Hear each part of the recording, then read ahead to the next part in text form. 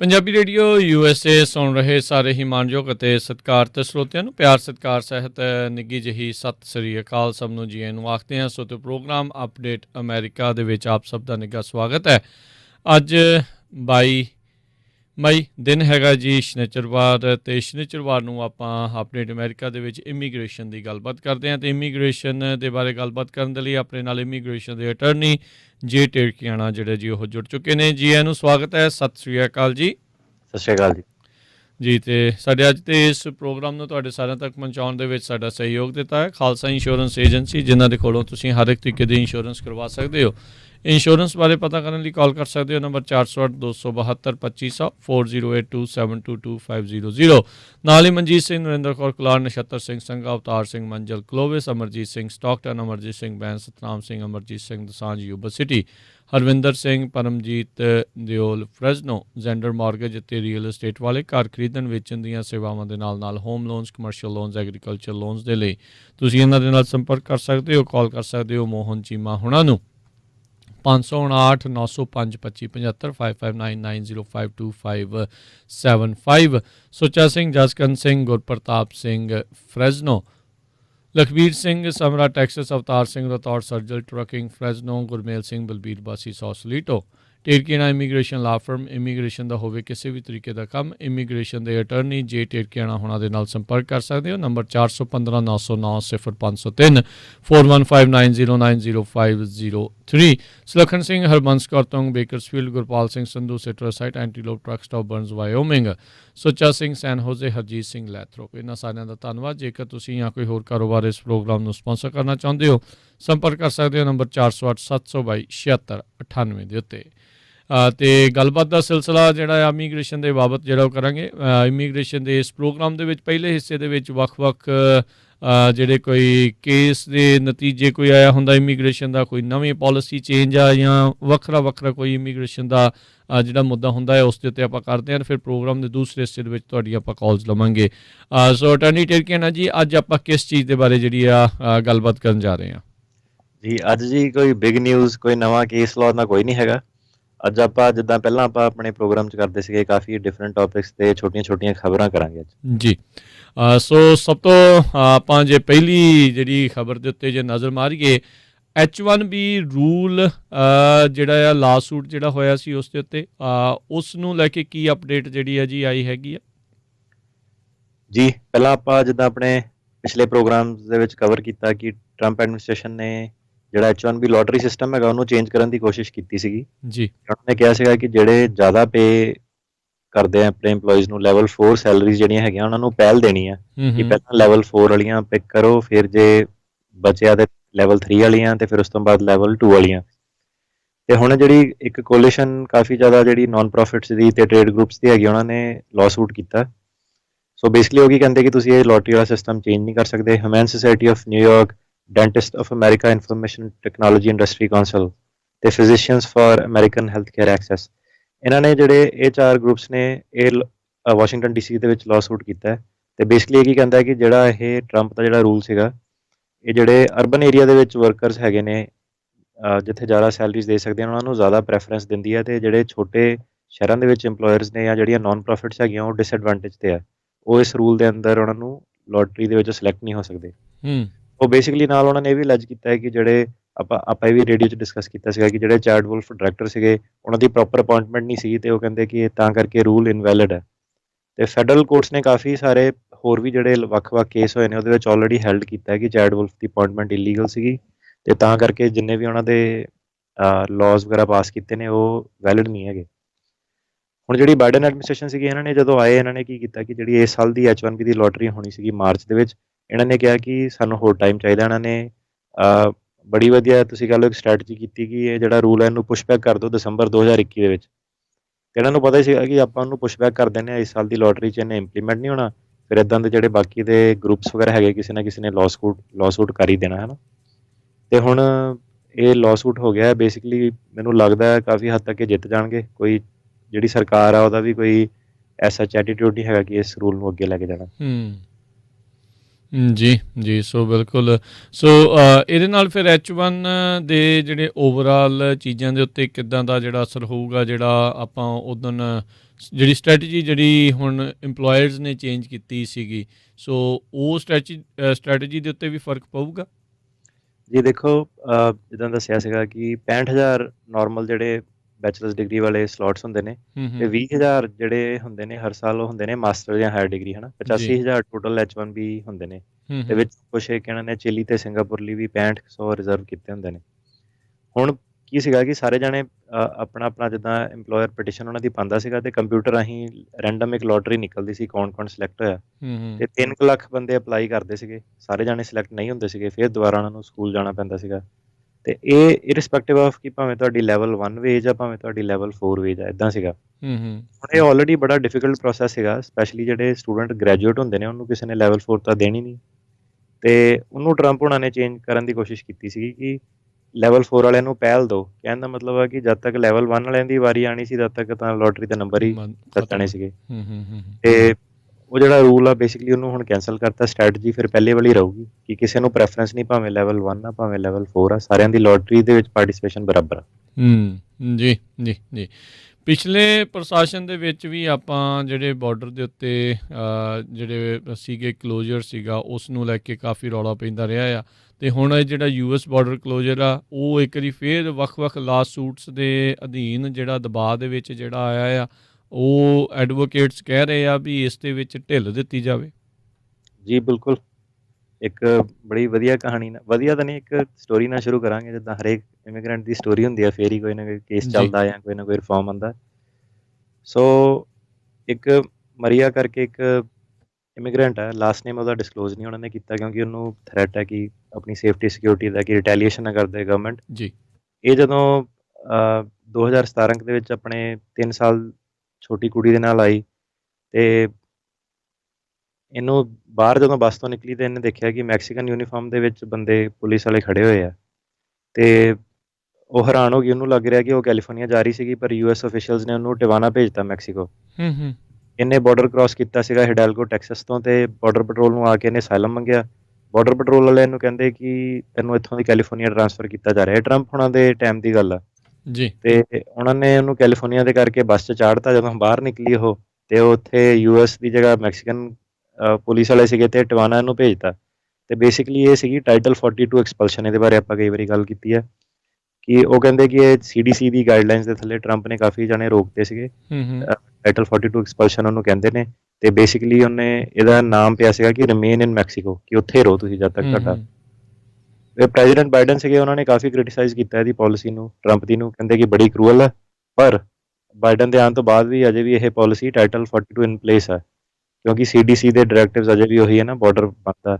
ਤੇ ਬਾਈਡਨ ਨੇ ਵੀ ਇਹਨੂੰ ਭਾਵੇਂ ਕ੍ਰਿਟੀਸਾਈਜ਼ ਵੀ ਕੀਤਾ, ਪਰ ਪਾਲਿਸੀ ਅਜੇ ਵੀ ਚੱਲ ਰਹੀ ਹੈ। ਸੋ ਜਦੋਂ ਤੋਂ ਬਾਈਡਨ ਨੇ ਆਫਿਸ ਲਿਆ, ਉਹਦੇ ਵਿੱਚ ਜਿਹੜੇ ਆંકੜੇ ਆ ਉਹ ਇਹ ਹੈਗਾ ਕਿ 3,50,000 ਐਕਸਪਲਸ਼ਨਸ ਕੀਤੀਆਂ ਟਾਈਟਲ 42 ਦੇ ਥੱਲੇ ਜੀ। 50,000 ਫੈਮਿਲੀ, ਜਿਹੜੀ ਘਰ ਵਾਲੀ ਬੱਚੇ, ਹੈ ਨਾ, 50,000 ਫੈਮਿਲੀਜ਼ ਦੀ ਐਕਸਪਲਸ਼ਨ ਕੀਤੀਆਂ ਦੇ ਥੱਲੇ। ਤੇ ਕਾਫੀ ਸਾਰਿਆਂ ਨੂੰ ਥੱਲੇ ਉਹਨਾਂ ਨੇ, ਜਿਹੜੇ ਮੈਕਸੀਕੋ ਦੇ ਵਿੱਚ ਕਾਫੀ ਡੇਂਜਰਸ ਸਿਟੀਜ਼ ਹੈਗੇ ਨੇ, ਸਿੱਧੇ ਉੱਥੇ ਉਹਨਾਂ ਨੂੰ ਭੇਜ ਦਿੱਤਾ ਐਕਸਪੈਲ ਕਰਕੇ ਬਾਰਡਰ ਤੋਂ ਜੀ। ਜਿਹੜਾ ਇਹ ਲਾਅ ਸੂਟ ਆ, ਕਾਫੀ ਪ੍ਰੈਸ਼ਰ ਪੈ ਰਿਹਾ ਇਹਨਾਂ ਤੇ, ਕਾਫੀ ਲਾਇਰਸ ਨੇ, ਸਪੈਸ਼ਲੀ ਜਿਹੜਾ ਜਿੰਨੇ ਵੀ ਆਪਾਂ ਲਾਅ ਸੂਟ ਦੇਖਦੇ ਹਾਂ, American civil liberties union ACLU, ਉਹ ਕਾਫੀ ਫੋਰਫਰੰਟ ਤੇ ਹੁੰਦੀ ਹੈ। ਤੇ ਇਹਦੇ ਨਾਲ ਜਿਹੜਾ American immigration lawyers association ILA, ਉਹ ਵੀ ਕਾਫੀ ਪਾਰਟਿਸਿਪੇਟ ਕਰਦੀ ਹੈ, ਹੈ ਨਾ। ਤੇ ਇਹਨੂੰ ਲਾਇਰਸ ਪੈਸੇ ਦਿੰਦੇ ਨੇ ਹਰ ਸਾਲ, ਜਿੱਦਾਂ ਲਾਇਰਸ ਦੀ ਇੱਕ ਫੀਸ ਹੁੰਦੀ ਹੈ ਇਹਨਾਂ ਕੋਲ, ਕਾਫੀ ਸਾਰੀ ਮਿਲੀਅਨਸ ਦੇ ਵਿੱਚ ਫੰਡਿੰਗ ਇਕੱਠੀ ਹੁੰਦੀ ਹੈ। ਫਿਰ ਇਹੀ ਜਿਹੜੇ ਪ੍ਰੋਗਰਾਮ ਹੈਗੇ ਆ, ਐਡਵੋਕੇਸੀ ਗਰੁੱਪ, ਇਹਨਾਂ ਨੂੰ ਇੰਪਾਵਰ ਕਰਦੇ ਨੇ। ਇੰਟਰਨ ਲਾਇਰਸ ਦਾ ਵੀ ਫਾਇਦਾ ਹੁੰਦਾ, ਤੇ ਇੰਟਰਨ ਕਲਾਇੰਟਸ ਦਾ ਵੀ ਜਾਂ ਇਮੀਗ੍ਰੈਂਟਸ ਦਾ ਵੀ ਫਾਇਦਾ ਹੁੰਦਾ, ਹੈ ਨਾ। ਤੇ ਬੇਸਿਕਲੀ ਜਿਹੜੀ ACLU ਸੀਗੀ ਤੇ ILA ਸੀਗੀ, ਇਹਨਾਂ ਨੇ ਕਾਫੀ ਜ਼ਿਆਦਾ ਬਾਈਡਨ ਐਡਮਿਨਿਸਟ੍ਰੇਸ਼ਨ ਨਾਲ ਨੈਗੋਸੀਏਸ਼ਨਸ ਕਰਨ ਦੀ ਕੋਸ਼ਿਸ਼ ਕੀਤੀ ਹੈ, ਤੇ ਨੈਗੋਸੀਏਸ਼ਨਸ ਇਹਨਾਂ ਦੀਆਂ ਚੱਲ ਰਹੀਆਂ ਪੂਰੀਆਂ। ਅਜੇ ਐਡੀਆਂ ਕੋਈ ਜ਼ਿਆਦਾ ਗਵਰਨਮੈਂਟ ਨੇ ਕੰਸੈਸ਼ਨ ਨਹੀਂ ਦਿੱਤਾ, ਪਰ ਕਾਫੀ ਜ਼ਿਆਦਾ ਜਿਹੜੀਆਂ ਲੇਟ ਨਾਈਟ ਫਲਾਈਟ ਸੀਗੀਆਂ ਜਾਂ ਐਕਸਪਲਸ਼ਨ ਫਲਾਈਟ ਸੀਗੀਆਂ, ਕਾਫੀ ਜ਼ਿਆਦਾ ਉਹਨਾਂ ਨੇ ਘਟਾ ਦਿੱਤੀਆਂ। ਸੋ ਐਡਮਿਨਿਸਟ੍ਰੇਸ਼ਨ ਨੇ ਇੱਕ ਗਾਈਡੈਂਸ ਇਸ਼ੂ ਕੀਤੀ ਹੈ ਕਿ ਜਿਹੜੀ ਰੀਓ ਗ੍ਰਾਂਡੇ ਵੈਲੀ ਤੋਂ ਟੈਕਸਸ ਤੋਂ ਫਲਾਈਟ ਜਾਂਦੀ ਸੀਗੀ, ਸੈਨ ਇਸੀਡਰੋ ਤੋਂ ਮੈਕਸੀਕੋ ਵੱਲ ਫਲਾਈਟਸ ਜਾਂਦੀਆਂ ਸੀਗੀਆਂ, ਉਹਨਾਂ ਨੇ ਕਿਹਾ ਕਿ ਰੋਕੋ। ਤੇ ਏਜੰਟਸ ਨੂੰ ਉਹਨਾਂ ਨੇ ਕਿਹਾ ਕਿ ਤੁਸੀਂ ਕੰਪਲਾਈ ਕਰਨਾ, ਜਿਹੜੇ ਸਾਡੇ ਰੂਲ ਆਲਰੇਡੀ ਇਨ ਪਲੇਸ ਹੈਗੇ ਆ। ਸੋ ਬੇਸਿਕਲੀ ਰੂਲ ਇਹ ਪਲੇਸ 'ਚ ਸੀਗੇ ਕਿ ਤੁਸੀਂ ਇੱਦਾਂ ਨਹੀਂ ਕਿ ਸਿੱਧੇ ਉਹਨਾਂ ਨੂੰ ਬਾਰਡਰ ਵੱਲ ਧੱਕ ਦੇਣਾ, ਤੁਸੀਂ ਉਹਨਾਂ ਨੂੰ ਦਿਨ ਦੇ ਟਾਈਮ ਤੇ ਮੈਕਸੀਕਨ ਅਥਾਰਟੀਜ਼ ਨੂੰ ਹੈਂਡਲ ਕਰਨਾ, ਯੂਨੀਫਾਰਮਡ ਆਫਿਸਰਸ ਨੂੰ, ਨਹੀਂ ਤਾਂ ਉੱਥੇ ਡੇਂਜਰ ਕਾਫੀ ਹੋ ਜਾਂਦਾ, ਕਈ ਇਮੀਗ੍ਰੈਂਟਸ ਫਿਰ ਲੱਭਦੇ ਨਹੀਂ ਕਿਉਂਕਿ ਸ਼ਹਿਰ ਵੀ ਜੀ ਬੜੇ ਕਰੰਟ ਤੇ ਕ੍ਰਾਈਮ ਵਾਲੇ ਆ। ਤੇ ਇਹ ਜਿਹੜੀ ਮਰੀਆ ਸੀਗੀ, ਇਹਨੇ ਇਹੀ ਕਿਹਾ ਕਿ ਮੈਨੂੰ ਤਾਂ ਇਹੀ ਇਹਨਾਂ ਨੇ ਦੱਸਿਆ ਸੀਗਾ ਕਿ ਤੈਨੂੰ ਕੈਲੀਫੋਰਨੀਆ ਭੇਜ ਦੇਣਾ, ਉੱਥੇ ਜਾ ਕੇ ਤੂੰ ਅਸਾਈਲਮ ਕਰਨਾ। ਤੇ ਜਦੋਂ ਮੈਂ ਆਪਣੀ ਕੁੜੀ ਨਾਲ ਗਈ ਤੇ ਦੁਬਾਰਾ ਵਾਪਸ ਮੈਕਸੀਕੋ ਭੇਜਤਾ, ਤੇ ਹੂੰ ਉਹ ਬਹੁਤ ਜ਼ਿਆਦਾ ਸਾਡੇ ਲਈ ਟਰਾਮੈਟਿਕ ਸੀਗਾ। ਤੇ ਹੁਣ ਇਹਦੇ ਨਾਲ ਨਾਲ ACLU ਦੇ ਨਾਲ ਜਿਹੜੀ ਬਾਈਡਨ ਐਡਮਿਨਿਸਟ੍ਰੇਸ਼ਨ ਸੀ, ਉਹਨੇ ਇਹ ਵੀ ਡੀਲ ਕਰ ਲਈ ਕਿ ਜਿਹੜੇ ਇਦਾਂ ਦੇ ਹੋਰ ਲੋਕੀ ਆਉਂਦੇ ਨੇ ਉਹਨੂੰ ਇੱਕ ਹਿਊਮੈਨਿਟੇਰੀਅਨ ਪੈਰੋਲ ਦਿੱਤਾ ਜਾਵੇ ਤਾਂ ਕਿ ਉਹ ਇੱਥੇ ਆ ਕੇ ਅਸਾਈਲਮ ਫਾਈਲ ਕਰ ਸਕਣ, ਭਾਵੇਂ ਟਾਈਟਲ 42 ਐਕਸਪਲਸ਼ਨ ਚੱਲਦੀਆਂ ਪਈਆਂ। ਤੇ ਜਦੋਂ ਤੋਂ ਬਾਈਡਨ ਆਇਆ, 2000 ਲੋਕਾਂ ਨੂੰ 2000 ਪਰਿਵਾਰਾਂ ਨੂੰ ਜਿਹਨਾਂ ਦਾ ਵਾਕਈ ਬੜੀ ਪ੍ਰੋਬਲਮ ਸੀ, ਉਹਨਾਂ ਨੂੰ ਹਿਊਮੈਨਿਟੇਰੀਅਨ ਪੈਰੋਲ ਦਿੱਤਾ ਗਿਆ ਹੈ ਕਿ ਆ ਕੇ ਤੁਸੀਂ ਅਸਾਈਲਮ ਫਾਈਲ ਕਰੋ। ਹੁਣ ਜਿਹੜਾ ACLU ਦੀ ਸਟ੍ਰੈਟਜੀ ਕੀ ਹੈ ਕਿ ਉਹਨੇ ਲਾਅ ਸੂਟ ਅਜੇ ਫਾਈਲ ਨਹੀਂ ਕੀਤਾ ਸਰਕਾਰ ਦੇ ਖਿਲਾਫ, ਕਿਉਂਕਿ ਅਲਟੀਮੇਟਲੀ ACLU ਕਹਿੰਦੀ ਕਿ ਸਾਡਾ ਗੋਲ ਇਹ ਨਹੀਂ ਹੈਗਾ ਕਿ ਤੁਸੀਂ ਸਰਕਾਰ ਤੋਂ ਹਮੇਸ਼ਾ ਜਿੱਤ ਨਹੀਂ ਸਕਦੇ। ਤੁਹਾਨੂੰ ਨਹੀਂ ਪਤਾ ਕਿ ਜਦੋਂ ਤੁਸੀਂ ਜੱਜ ਮੂਹਰੇ ਜਾਓਗੇ, ਕੋਰਟ ਮੂਹਰੇ ਜਾਓਗੇ, ਕਿ ਕਿੱਧਰ ਨੂੰ ਫੈਸਲਾ ਆਉਣਾ, ਤੇ ਕਾਫੀ ਲੰਬਾ ਸਮਾਂ ਲੱਗ ਜਾਂਦਾ। ਤੇ ਜਿਹੜੇ ਸਰਕਾਰ ਨੇ ਹੁਣ ਥੋੜੇ ਬਹੁਤੇ ਕੰਸੈਸ਼ਨ ਦਿੱਤੇ ਵੀ ਆ ਕਿ ਫਲਾਈਟਾਂ ਜਿਹੜੀਆਂ ਲੇਟ ਨਾਈਟ ਫਲਾਈਟਾਂ ਉਹ ਬੰਦ ਕਰਤੀਆਂ, ਤੇ ਗਵਰਨਮੈਂਟ ਉਹ ਵੀ ਵਾਪਸ ਲੈ ਸਕਦੀ ਹੈ। ਤੇ ਫਿਰ ACLU ਕਹਿੰਦੀ ਕਿ ਆਪਾਂ ਗਵਰਨਮੈਂਟ ਨਾਲ ਨੈਗੋਸ਼ੀਏਟ ਕਰ ਰਹੇ ਹਾਂ, ਤੇ ਲਿਟੀਗੇਸ਼ਨ ਦੇ ਵਿੱਚ ਹਮੇਸ਼ਾ ਕਈ ਵਾਰੀ ਤੁਹਾਡੀ ਜਿੱਤ ਨਹੀਂ ਹੁੰਦੀ। ਤੇ ਹੁਣ ਪ੍ਰਾਈਵੇਟ ਤੌਰ ਤੇ ਐਡਮਿਨਿਸਟ੍ਰੇਸ਼ਨ ਇਹੀ ਕਿਹਾ ਹੈ ਕਿ ਸਾਨੂੰ ਵੀ ਇਹ ਜਿਹੜੀ ਪਤਾ ਹੈ ਕਿ ਸਾਡੀ ਪੋਜੀਸ਼ਨ ਅਨਰੀਜ਼ਨੇਬਲ ਆ, ਜੇ ਕੋਰਟ ਦੇ ਵਿੱਚ ਜਾਵਾਂਗੇ ਤਾਂ ਇਹ ਚੈਲੰਜ ਹੋ ਜਾਣੀ ਹੈ, ਕਿਉਂਕਿ ਹੁਣ ਕੰਟਰੀ ਵੀ ਖੁੱਲਣ ਲੱਗ ਪਈ ਹੈ ਤੇ ਟਾਈਟਲ 42 ਦੇ ਥੱਲੇ ਆਪਾਂ ਰੋਕ ਕੇ ਨਹੀਂ ਰੱਖ ਸਕਦੇ ਹਮੇਸ਼ਾ, ਹੈ ਨਾ।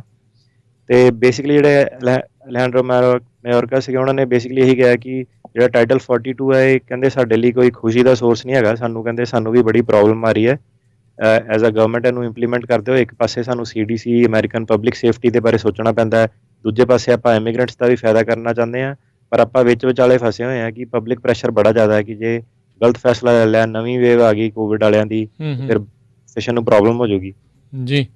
ਤੇ ਬੇਸਿਕਲੀ ਬਾਈਡਨ ਐਡਮਿਨਿਸਟ੍ਰੇਸ਼ਨ ਨੇ ਕਿਹਾ ਕਿ ਆਪਾਂ ਹੁਣ ਕੇਸ ਬਾਏ ਕੇਸ ਬੇਸਿਸ ਦੇਖਾਂਗੇ ਕਿਹਨੂੰ ਪੈਰੋਲ ਦੇਣਾ, ਕਿਹਨੂੰ ਪੈਰੋਲ ਨਹੀਂ ਦੇਣਾ, ਤੇ ਬੜੀ ਛੇਤੀ ਜਿਹੜੀਆਂ ਟਾਈਟਲ 42 ਐਕਸਪਲਸ਼ਨ ਜਿਹੜੀਆਂ ਹੈਗੀਆਂ ਉਹ ਹਟਾ ਦਿੱਤੀਆਂ ਜਾਊਗੀਆਂ। ਤੇ ਜਿੱਥੇ ਤੱਕ ਮਰੀਆ ਦੀ ਗੱਲ ਸੀਗੀ, ਉਹਨੂੰ ਹੁਣ ਉਹਨੂੰ ਤਾਂ ਵਿੱਚ ਪਹਿਲਾਂ ਕਿਡਨੈਪ ਕਰ ਲਿਆ ਸੀਗਾ ਕਿਸੇ ਨੇ ਉੱਥੇ, ਉਹਨੂੰ ਤੇ ਉਹਦੀ ਕੁੜੀ ਨੂੰ ਟਿਵਾਨਾ ਦੇ ਵਿੱਚ, ਤੇ ਕੋਰਟ ਦੀ ਉਹਦੀ ਡੇਟ ਮਿਸ ਹੋ ਗਈ।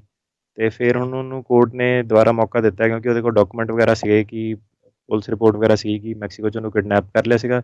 ਤੇ ਹੁਣ ਉਹਦੀ ਜਿਹੜੇ ਲਾਇਰ ਸੀਗੇ, ਉਹਨਾਂ ਨੇ ਜਦੋਂ ਇਹ ਪਬਲਿਕ ਇਨਫੋਰਮੇਸ਼ਨ ਬਣੀ, ਅਖਬਾਰਾਂ 'ਚ ਛਪਿਆ, ਤੇ ਉਹਨਾਂ ਨੇ ਹੁਣ ਸਰਕਾਰ ਨੇ ਉਹਨਾਂ ਨਾਲ ਡੀਲ ਕੀਤੀ ਹੈ ਕਿ ਮਈ ਦੇ ਐਂਡ ਦੇ ਵਿੱਚ ਮਰੀਆ ਨੂੰ ਪੈਰੋਲ ਦਿੱਤਾ ਜਾਊਗਾ ਤੇ ਉਹ ਆ ਕੇ ਇੱਥੇ ਆਪਣਾ ਅਸਾਈਲਮ ਫਾਈਲ ਕਰ ਸਕਦੀ ਹੈ।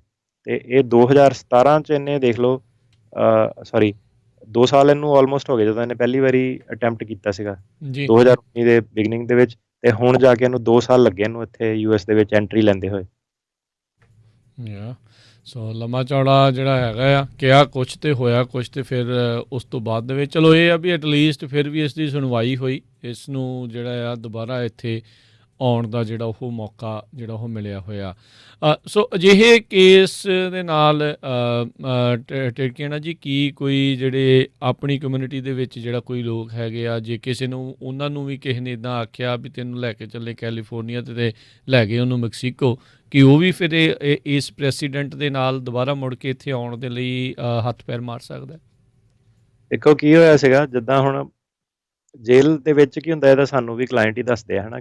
ਤੇ ਕਾਫੀ ਵੱਡੇ ਤੌਰ ਤੇ ਉਦੋਂ ਜਿਹੜੇ ਬੈਚ ਲੋਕਾਂ ਦੇ ਹੁੰਦੇ ਸੀਗੇ ਜੇਲ੍ਹਾਂ ਦੇ ਵਿੱਚ, 200-300 ਬੰਦੇ ਸਿੱਧੇ ਚੱਕ ਕੇ ਇਹਨਾਂ ਨੇ ਡਿਪੋਰਟ ਕਰਤੇ।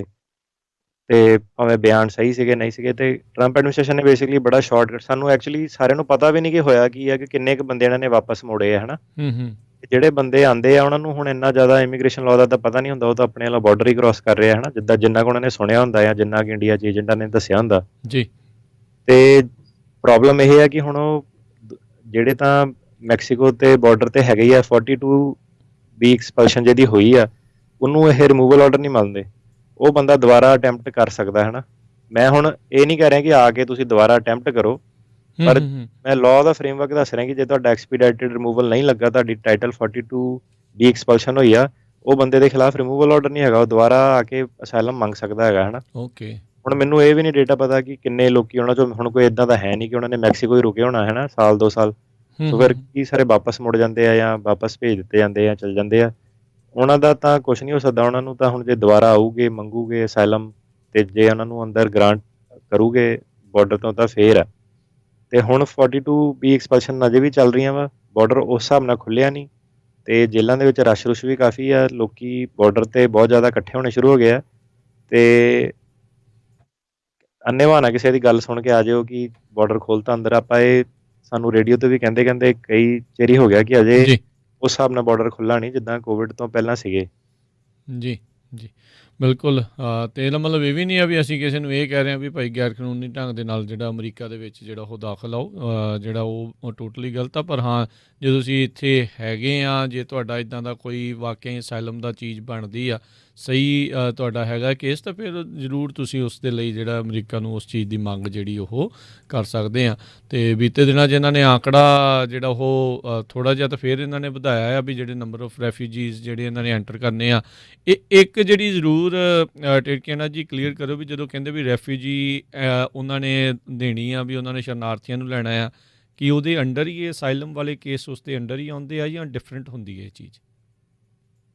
ਦੋ ਤਰ੍ਹਾਂ ਦੇ ਹੁੰਦੇ ਨੇ। ਹੁਣ ਕਈ ਤਾਂ ਜਿੱਦਾਂ ਨਾ ਇਹ ਏਰੀਏ ਆਈਡੈਂਟੀਫਾਈ ਕਰ ਲੈਂਦੇ ਨੇ ਜਿੱਥੇ ਵਾਰ ਵਗੈਰਾ ਚੱਲਦੀ ਹੈ, ਹੈ ਨਾ। ਹੂੰ ਹੂੰ ਰੋਹਿੰਜਾ ਮੁਸਲਿਮ ਸੀਗੇ, ਯੂਈਗਰ ਮੁਸਲਿਮ ਸੀਗੇ ਚਾਈਨਾ ਦੇ ਵਿੱਚ, ਹੋਰ ਵੀ ਕਈ ਏਰੀਆ ਜਿੱਥੇ ਕੋਈ ਨਾ ਕੋਈ ਪ੍ਰੋਬਲਮ ਚੱਲਦੀ ਹੈ, ਅਤੇ ਉਹ ਜਿਹੜੇ ਏਰੀਆਜ਼ ਦੇ ਵਿੱਚੋਂ ਦੀ ਤਾਂ ਸਿੱਧੇ ਇਹਨਾਂ ਨੇ ਨਾ ਜਿੱਦਾਂ UN ਦੇ ਰਿਫਿਊਜੀ ਗਰੁੱਪਸ ਵਗੈਰਾ ਹੁੰਦੇ ਨੇ, ਉੱਥੇ ਜਾ ਕੇ ਆਪਣੇ, ਤੁਸੀਂ ਦੇਖਿਆ ਹੋਣਾ ਇਮੇਜਿਸ ਵੀ, ਟੈਂਟ ਵਗੈਰਾ ਦੇ ਵਿੱਚ ਕਾਫੀ ਲੋਕੀ ਉੱਥੇ ਹੈ ਨਾ, ਉਹਨਾਂ ਨੂੰ ਕਈ ਟੈਂਪਰੇਰੀ ਡਿਸਪਲੇਸਡ ਹੁੰਦੇ ਨੇ, ਕਈ ਪਰਮਾਨੈਂਟਲੀ ਡਿਸਪਲੇਸਡ ਹੁੰਦੇ ਨੇ, ਕਈਆਂ ਨੂੰ ਤਾਂ ਸਿੱਧੇ ਫਿਰ ਉੱਥੋਂ ਦੀ ਜਿਹੜਾ ਕੌਂਸਲਰ ਪੋਸਟ ਹੀ ਹੈਗੀ ਆ ਉਹ ਰਿਫਿਊਜੀ ਸਟੇਟਸ ਦੇ ਕੇ ਅਤੇ ਸਿੱਧੇ ਉਹਨਾਂ ਨੂੰ ਲੈ ਆਉਂਦੇ ਨੇ ਇੱਥੇ, ਤੇ ਆ ਕੇ ਉਹਨਾਂ ਨੂੰ ਕੋਈ ਸਾਲਮ ਸੂਲਮ ਕੇਸ ਨਹੀਂ ਕਰਨਾ ਪੈਂਦਾ, ਸਿੱਧੇ ਉਹਨਾਂ ਨੂੰ ਗ੍ਰੀਨ ਕਾਰਡ ਮਿਲ ਜਾਂਦਾ ਜਦੋਂ ਆਉਂਦੇ ਨੇ।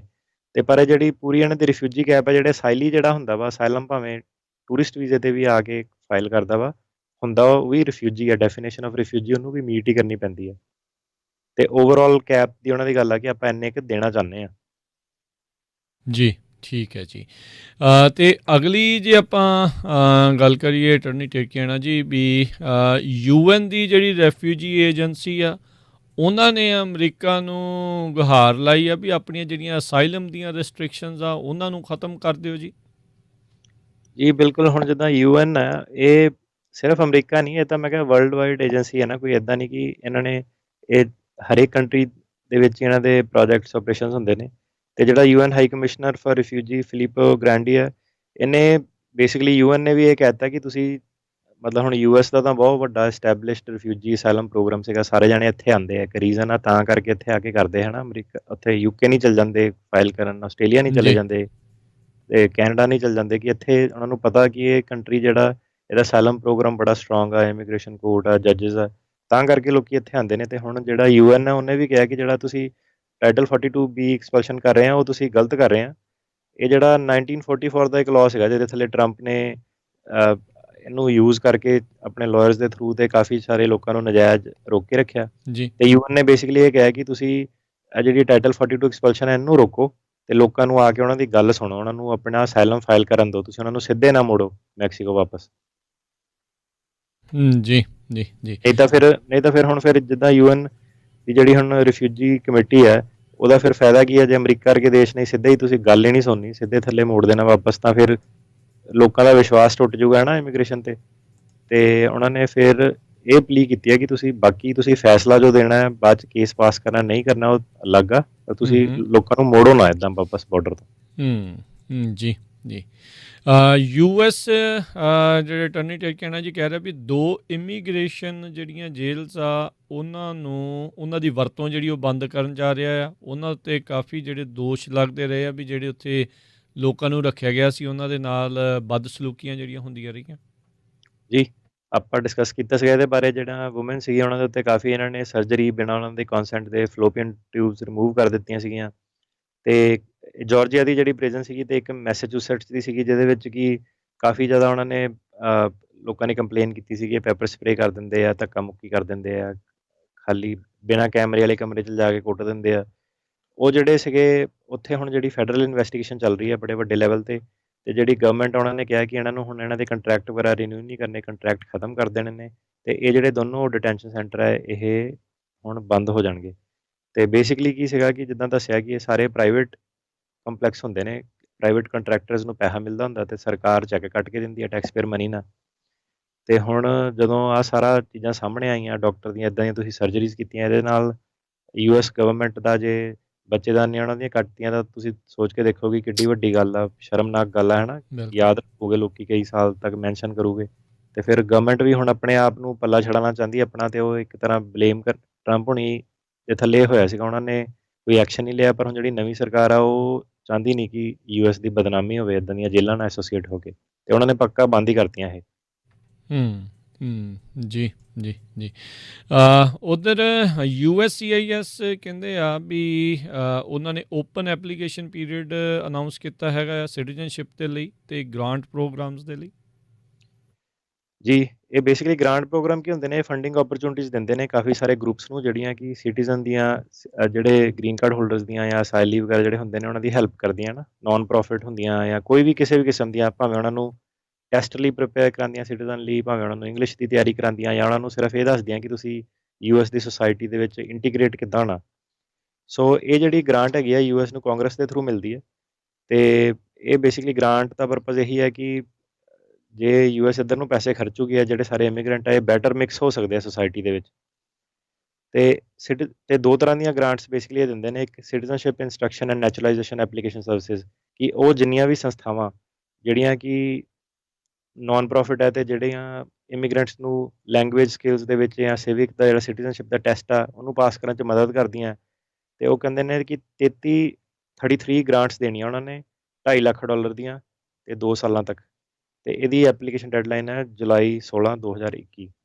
ਤੇ ਸੇਮ ਥਿੰਗ ਕਿ ਰਿਫਿਊਜੀ ਅਸਾਈਲੀ ਇੰਟੀਗ੍ਰੇਸ਼ਨ ਜਿਹੜਾ ਪ੍ਰੋਗਰਾਮ ਹੈ ਉਹਦੀ ਉਹ ਕਹਿੰਦੇ ਕਿ 3 ਲੱਖ ਤੱਕ ਗ੍ਰਾਂਟ ਦੇਣੀ ਹੈ ਹਰੇਕ ਨਾਨ ਪ੍ਰੋਫਿਟ ਨੂੰ। ਤੇ ਇਹ ਜਿਹੜੀਆਂ ਸੰਸਥਾ ਉਹੀ ਕਿ ਰਿਫਿਊਜੀ ਨੂੰ ਉਹਨਾਂ ਦੇ ਹੱਕ ਵਗੈਰਾ ਸਾਰਾ ਕੁਝ ਦੱਸਦੀਆਂ। ਹੁਣ ਮੈਂ ਇਹ ਇਸ ਲਈ ਦੱਸ ਰਿਹਾ ਕਿ ਇਹ ਇੱਕ ਨਿਊਜ਼ ਵਰਦੀ ਉਹ ਆ, ਜੇ ਕੋਈ ਨੋਰਮਲੀ ਜਿੱਦਾਂ ਨਾ ਚਰਚਿਸ ਵਗੈਰਾ ਹੋ ਗਏ, ਇਹ ਕਾਫੀ ਜ਼ਿਆਦਾ ਸਰਵਿਸਿਜ਼ ਪ੍ਰੋਵਾਈਡ ਕਰਦੇ ਨੇ।